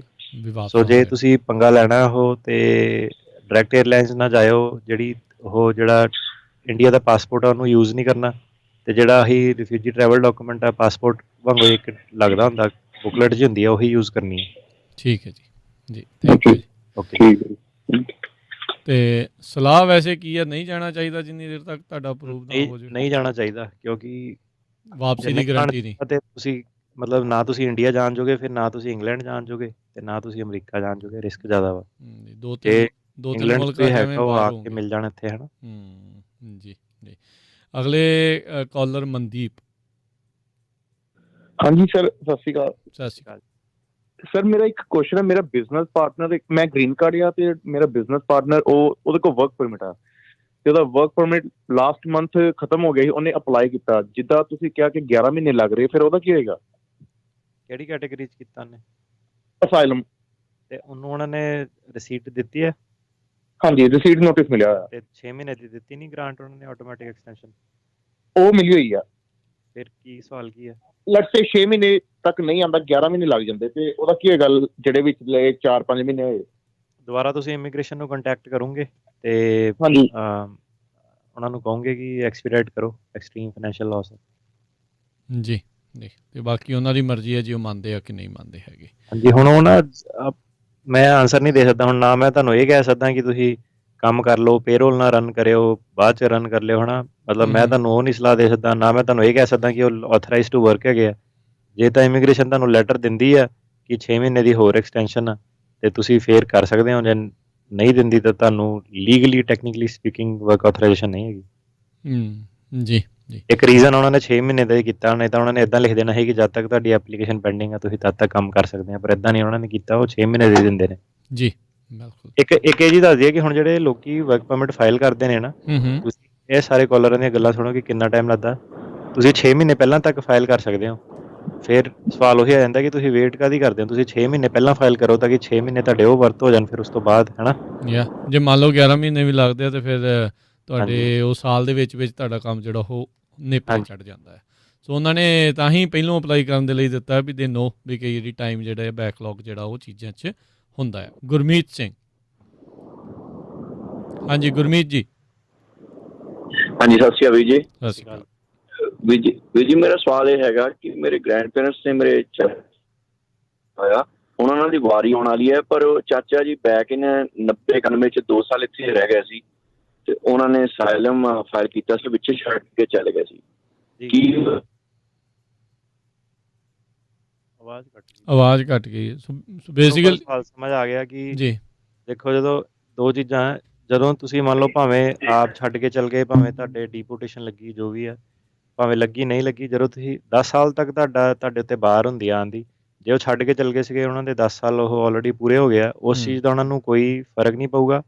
ਪਰ ਇਹ ਹੈ ਕਿ ਆਪਣੀ ਪੁਰਾਣੀ ਜਿਹੜੀ ਐਪਲੀਕੇਸ਼ਨ ਨੂੰ ਕਢਾਓ ਇਨਫੋਰਮੇਸ਼ਨ ਨੂੰ ਸਾਰੀ। ਜਦੋਂ ਤੁਸੀਂ ਇਨਫੋਰਮੇਸ਼ਨ ਭਰਦੇ ਹੋ ਕਿ ਤੁਸੀਂ ਕਿਹੜੀ ਸੰਸਥਾ ਦੇ ਮੈਂਬਰ ਸੀਗੇ, ਕਿੱਦਾਂ ਸੀਗੇ, ਤੁਸੀਂ ਇੱਦਾਂ ਨਹੀਂ ਕਰਨਾ ਕਿ ਇਮੀਗ੍ਰੇਸ਼ਨ ਹੁਣ ਕਵੇ ਕਿ ਤੁਸੀਂ ਉਦੋਂ 91 'ਚ ਝੂਠ ਫਾਈਲ ਕੀਤਾ ਸੀਗਾ, ਉਹਦੀ ਤੁਹਾਨੂੰ ਪ੍ਰੋਬਲਮ ਆਊਗੀ। ਅਤੇ ਤੁਸੀਂ ਇਹ ਪੁਰਾਣੀ ਵਾਲੀ ਫਾਈਲ ਉਹ ਸਾਰੀ ਪੜ੍ਹ ਕੇ ਜਾਣ, ਜਿਹੜੀ ਨਵੀਂ ਵਾਲੀ ਉਹਨਾਂ ਦਾ ਫਿਰ ਜਿਹੜੀ ਐਪਲੀਕੇਸ਼ਨ ਹੈ ਉਹਨੂੰ ਉਹਦੇ ਵਿੱਚ ਪੂਰੇ ਡਿਸਕਲੋਜ਼ਰ ਦੇਣ। ਉਹਨਾਂ ਨੂੰ ਪਤਾ ਹੋਣਾ ਚਾਹੀਦਾ ਕਿ 91 'ਚ ਕੀ ਫਾਈਲ ਕੀਤਾ ਸੀਗਾ, ਅਤੇ ਬੇਸਿਕਲੀ ਜਿਹੜਾ ਉਹਨਾਂ ਦਾ ਜਾਣ ਦਾ ਰੀਜ਼ਨ ਹੈ ਉਹ ਦੱਸਣ ਕਿ ਮੇਰੇ ਹਾਲਾਤ ਸਹੀ ਹੋ ਗਏ ਸੀਗੇ, ਮੈਂ ਵਾਪਸ ਆ ਗਿਆ। ਅਤੇ ਕੱਚੀ ਜਿਹੜੀ ਸਟੇ ਹੈ ਉਹਦੀ 10 ਸਾਲ ਦੀ ਬਾਹਰ ਹੁੰਦੀ ਆ, ਉਹ ਉਹਨਾਂ ਦੇ ਆਲਰੇਡੀ ਖਤਮ ਹੋ ਚੁੱਕੇ ਆ 91 ਤੋਂ। ਸੋ ਕੋਈ ਪ੍ਰੋਬਲਮ ਹੋਣੀ ਨਹੀਂ ਚਾਹੀਦੀ ਅਨਲੈਸ ਉਹਨਾਂ ਨੂੰ ਪਤਾ ਹੀ ਨਹੀਂ ਹੈਗਾ ਕਿ ਉਹਨਾਂ ਨੇ ਕੀ ਫਾਈਲ ਕੀਤਾ। ਹਾਂ, ਇਹ ਚੀਜ਼ ਬਹੁਤ ਜ਼ਰੂਰੀ ਆ ਵੀ ਪਹਿਲਾਂ ਤੁਸੀਂ ਇਹ ਕਿਹਾ ਉਦੋਂ ਜਦੋਂ ਅਸਾਈਲਮ ਕੀਤਾ ਵੀ ਜਾਨ ਨੂੰ ਖਤਰਾ, ਅਤੇ ਫਿਰ 2 ਸਾਲ ਨਹੀਂ ਵਾਪਸ ਵੀ ਚਲੇ ਗਏ। ਸੋ ਉਸ ਚੀਜ਼ ਦੀ ਉਹਨਾਂ ਨੂੰ ਸੰਤੁਸ਼ਟ ਜਵਾਬ ਦੇਣਾ ਪੈਣਾ ਆ ਵੀ ਕੀ ਕਾਰਨ ਸੀਗੇ ਤੁਸੀਂ ਉਦੋਂ ਅਪਲਾਈ ਕੀਤਾ ਅਤੇ ਕਿਉਂ ਜਿਹੜਾ ਤੁਸੀਂ ਫਿਰ ਬਾਅਦ 'ਚ ਵਾਪਸ ਗਏ ਆ। ਬਾਕੀ 10 ਈਅਰ ਬਾਹਰ ਵਾਲੀ ਗੱਲ ਤਾਂ ਜਿਹੜੀ ਉਹ ਕਲੀਅਰ ਤੁਹਾਡੀ ਹੋ ਗਈ ਹੈ ਜੇ 91-92 ਦੀ ਗੱਲ ਆ। ਕਮਲਪ੍ਰੀਤ।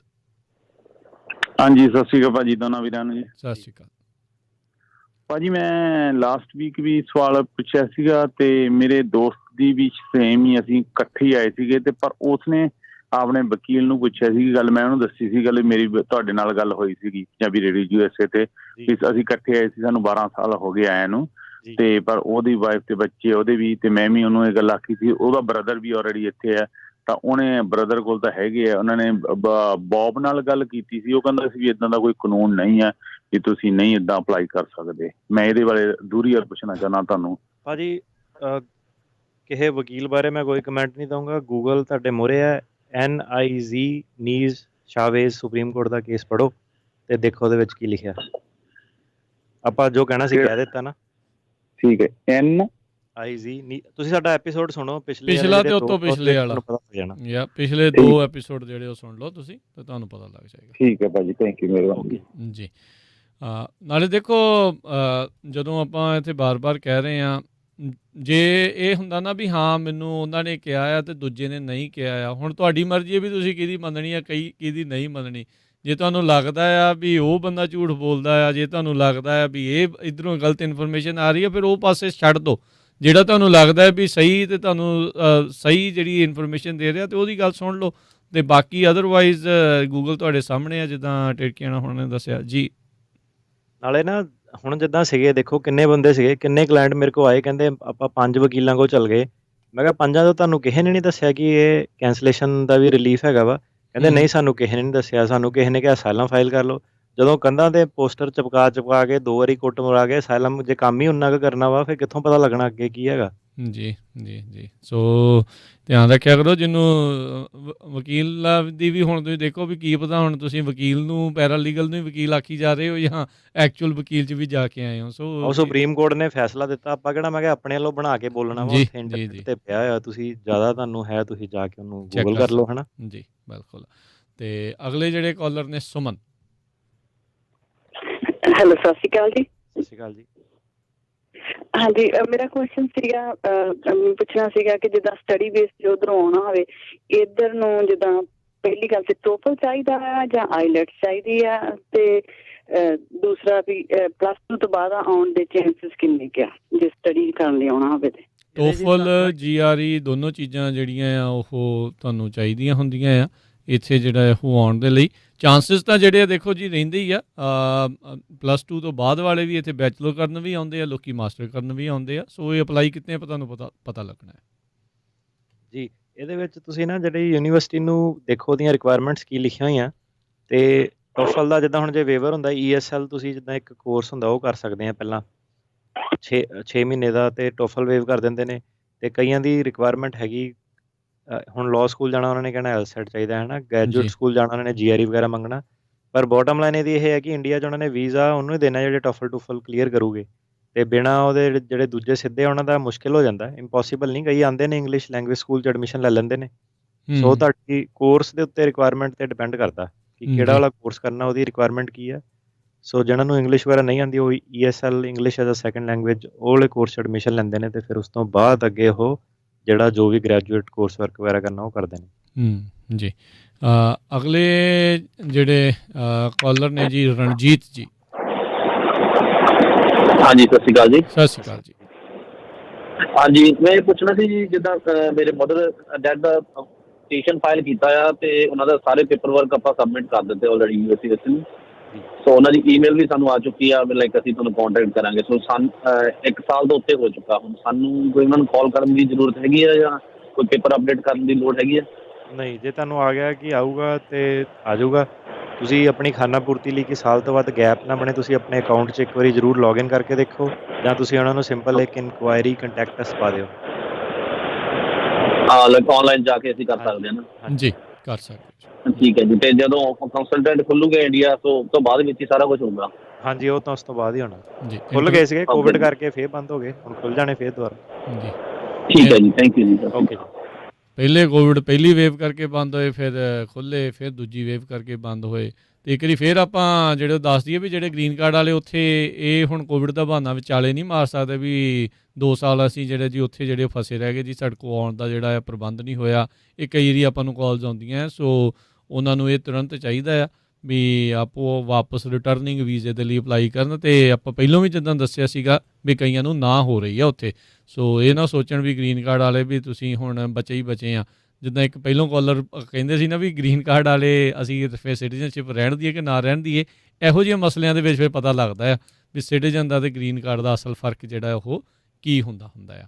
ਸੋ ਪਰ ਉਹਨਾਂ ਦੀ ਵੀ ਗੱਲ ਠੀਕ ਆ ਕਿ ਕਈ ਵਾਰੀ ਕੈਟਾਗਰੀ ਜਿਹੜੀ ਆ ਗ੍ਰੀਨ ਕਾਰਡ ਵਾਲਿਆਂ ਦੇ ਬੱਚਿਆਂ ਦੀ ਜ਼ਿਆਦਾ ਤੇ ਚੱਲਦੀ ਆ, ਫਿਰ ਉਹ ਕਹਿੰਦੇ ਕਿ ਸਿਟੀਜ਼ਨ ਬਣ ਕੇ ਫਾਇਦਾ ਕੀ ਆ। ਸੋ ਯਾਰ ਡਿਪੈਂਡ ਕਰਦਾ ਜੀ ਸਿਚੁਏਸ਼ਨ 'ਤੇ ਹਰ ਇੱਕ ਦੇ, ਅਤੇ ਅੱਜ ਦੇ ਹਾਲਾਤਾਂ ਦੇ ਵਿੱਚ ਤਾਂ ਸਿਟੀਜ਼ਨ ਹੋਣ ਦਾ ਜਿਹੜਾ ਉਹ ਫਾਇਦਾ ਜ਼ਿਆਦਾ ਨਜ਼ਰ ਜਿਹੜਾ ਉਹ ਆ ਰਿਹਾ ਹੈ। ਬਾਕੀ ਚਲੋ ਜਿੰਨੇ ਜਦੋਂ ਪਹੁੰਚਣਾ ਉਹਨੇ ਪਹੁੰਚਣਾ ਹੀ ਪਹੁੰਚਣਾ ਆ। ਸ਼ੌਨ, ਸਤਿ ਸ਼੍ਰੀ ਅਕਾਲ। ਸਤਿ ਸ਼੍ਰੀ ਅਕਾਲ ਭਾਈ ਸਾਹਿਬ। ਸਤਿ ਸ਼੍ਰੀ ਅਕਾਲ ਜੀ। ਮੇਰਾ ਕੁਐਸਚਨ ਆ ਭਾਈ ਸਾਹਿਬ, ਮੇਰਾ ਇੱਕ ਦੋਸਤ ਆ ਡਾਕਟਰ ਇੰਡੀਆ, ਉਹ ਨਾ ਇੱਥੇ ਆ ਕੇ ਬਿਜ਼ਨਸ ਕਰਨਾ ਚਾਹੁੰਦਾ ਹੈ ਜੀ, ਗੈਸ ਸਟੇਸ਼ਨ ਕੋਈ ਕਿਸੇ ਤਰ੍ਹਾਂ ਦਾ ਜੀ। ਉਹਨੂੰ ਕਿੰਨੇ ਕੁ ਪੈਸਿਆਂ ਦੀ ਜ਼ਰੂਰਤ ਹੈ ਲਿਆਉਣ ਦੀ ਇੱਥੇ? ਜੇ ਭਾਜੀ underserved area, rural area, targeted employment area ਜਿਹਨੂੰ ਕਹਿੰਦੇ ਨੇ, ਉਹਦੇ ਵਿੱਚ $9 ਲੱਖ, ਤੇ ਜੇ ਕਹਿ ਲਓ ਕਿ ਅਰਬਨ ਏਰੀਆ ਉਹਦੇ ਵਿੱਚ 1.8 ਮਿਲੀਅਨ। 1.8 ਓਕੇ, ਠੀਕ ਹੈ।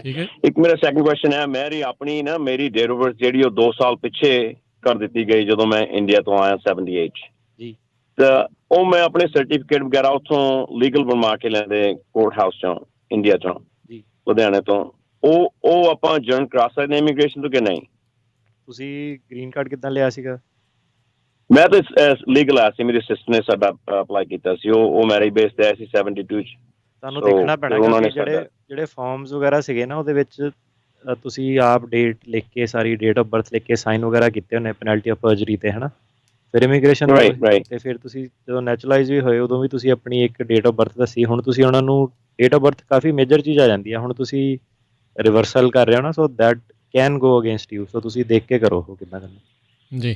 ਅੱਛਾ। ਮੇਰੇ ਹਿਸਾਬ ਨਾਲ ਤੁਹਾਨੂੰ ਕੋਈ ਬੈਨੀਫਿਟ ਤਾਂ ਹੋਣਾ ਨਹੀਂ ਚੇਂਜ ਕਰਕੇ, ਕਿਉਂਕਿ ਤੁਹਾਡੇ ਸਾਰੇ ਜੇ ਇੱਥੇ ਦਾ ਪਾਸਪੋਰਟ, ਇੱਥੇ ਦੇ ID ਡਾਕੂਮੈਂਟਸ ਆ ਤੇ ਸੋ ਕਿਉਂਕਿ ਤੁਸੀਂ ਆਪ ਕਿੰਨੀ ਵਾਰੀ ਜਿਹੜਾ ਉਹ ਮੰਨ ਚੁੱਕੇ ਆ ਵੀ ਜਿਹੜਾ ਹੁਣ ਚੱਲ ਰਿਹਾ ਤੁਹਾਡਾ ਜਿਹੜਾ ਬਰਥ ਡੇਟ ਆ ਉਹੀ ਜਿਹੜਾ ਤੁਹਾਡੀ ਡੇਟ ਆਫ ਬਰਥ ਆ। ਸੋ ਹੁਣ ਉਹਨਾਂ ਨੇ ਕਹਿਣਾ ਵੀ ਅਚਾਨਕ ਮਨ ਪਤਾ ਨਹੀਂ ਕਿਉਂ ਬਦਲ ਗਿਆ ਇਹਨਾਂ ਦਾ ਡੇਟ ਆਫ ਬਰਥ ਨੂੰ।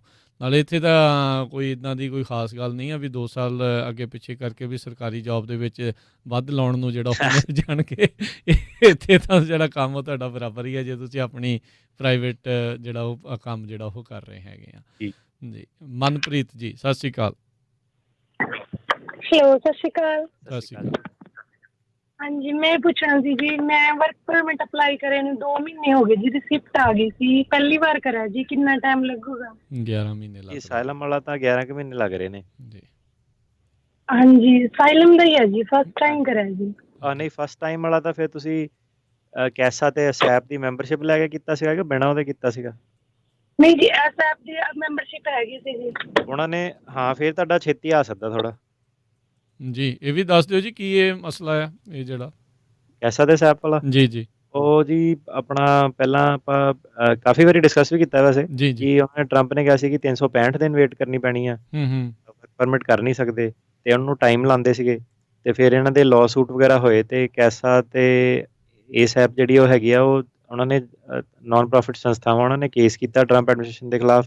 ਤੇ ਫਿਰ ਉਹਨਾਂ ਦਾ ਜਿਹੜਾ ਵਿੱਚ ਵਿਚਾਲੇ ਉਹਨਾਂ ਦਾ ਨੈਗੋਸੀਏਸ਼ਨ ਇਹ ਹੋਈ ਸੀਗੀ ਕਿ ਜਿਹੜੇ ਵੀ ਇਹ ਸੰਸਥਾਵਾਂ ਦੇ ਮੈਂਬਰ ਨੇ ਉਹ 150 ਦਿਨ ਬਾਅਦ ਅਪਲਾਈ ਕਰ ਸਕਦੇ ਨੇ, ਤੇ 30 ਦਿਨਾਂ ਦੇ ਵਿੱਚ ਕੋਰਟ ਨੇ ਕਿਹਾ ਸੀ ਕਿ ਇਹਨੂੰ ਫੈਸਲਾ ਦਿਓ ਵਰਕ ਪਰਮਿਟ ਦਾ।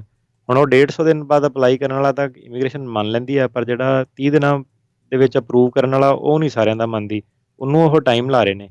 ਪਰ ਇਹ ਹੈ ਕਿ ਕੈਸਾ ਤੇ ਸੈਪ ਵਾਲੇ ਜਿਹੜੇ ਹੈਗੇ ਨੇ ਉਹਨਾਂ ਨੂੰ ਥੋੜ੍ਹਾ ਛੇਤੀ ਵਰਕ ਪਰਮਿਟ ਆ ਜਾਂਦਾ ਨੋਰਮਲ ਜਿਹੜੇ ਸੀਗੇ, ਪਰ ਇਹ ਪਹਿਲੇ ਫਸਟ ਟਾਈਮ ਵਰਕ ਪਰਮਿਟ ਵਾਲਿਆਂ ਦੇ ਲਈ ਹੈ। ਜਿਹੜੇ ਦੂਜੇ ਰਿਨਿਊਅਲ ਆ ਉਹ ਨਾਰਮਲ ਸਪੀਡ ਤੇ ਹੋਣੇ। ਠੀਕ ਹੈ ਜੀ, ਓਕੇ, ਚਲੋ ਠੀਕ ਹੈ ਜੀ, ਬਹੁਤ ਬਹੁਤ ਸ਼ੁਕਰੀਆ ਸਾਰਿਆਂ ਦਾ ਕਾਲਸ ਕਰਨ ਦੇ ਲਈ, ਬੜਾ ਧੰਨਵਾਦ ਆ। ਅਤੇ ਸਮਾਂ ਵੀ ਆਪਣੇ ਅੱਜ ਦੇ ਪ੍ਰੋਗਰਾਮ ਦਾ ਜਿਹੜਾ ਹੁਣ ਇੱਥੇ ਹੀ ਆਪਾਂ ਸਮਾਪਤ ਕਰਦੇ ਹਾਂ, ਅਤੇ ਮਿਲਾਂਗੇ ਜੀ ਆਪਾਂ ਆਪਣੇ ਸਾਰੇ ਸਰੋਤਿਆਂ ਨੂੰ ਅਗਲੀ ਵਾਰ। ਅਤੇ ਬਹੁਤ ਬਹੁਤ ਸ਼ੁਕਰੀਆ ਅਟਰਨੀ ਟੇਰਕੇਨਾ ਜੀ, ਬੜੀ ਮਿਹਰਬਾਨੀ, ਧੰਨਵਾਦ ਜੀ, ਸਤਿ ਸ਼੍ਰੀ ਅਕਾਲ ਜੀ। ਜੀ ਸਤਿ ਸ਼੍ਰੀ ਅਕਾਲ ਜੀ। ਜੀ ਅਤੇ ਸਰੋਤਿਓ ਇੱਥੇ ਸਾਡਾ ਅੱਜ ਦਾ ਇਹ ਪ੍ਰੋਗਰਾਮ ਹੁਣ ਸਮਾਪਤ, ਮਿਲਦੇ ਅਗਲੀ ਵਾਰ, ਤੱਕ ਲਈ ਮੇਰੇ ਵੱਲੋਂ ਵੀ ਤੁਹਾਨੂੰ ਸਭ ਨੂੰ ਹੀ ਪਿਆਰ ਸਤਿਕਾਰ ਸਨੇਹ ਜੀ, ਸਤਿ ਸ਼੍ਰੀ ਅਕਾਲ। ਜਿੰਨੇ ਵਾਸਤੇ ਰਹੋ, ਹੱਸਦੇ ਖੇਲਦੇ ਰਹੋ, ਸੁਣਦੇ ਰਹੋ ਜੀ ਪੰਜਾਬੀ ਰੇਡੀਓ USA।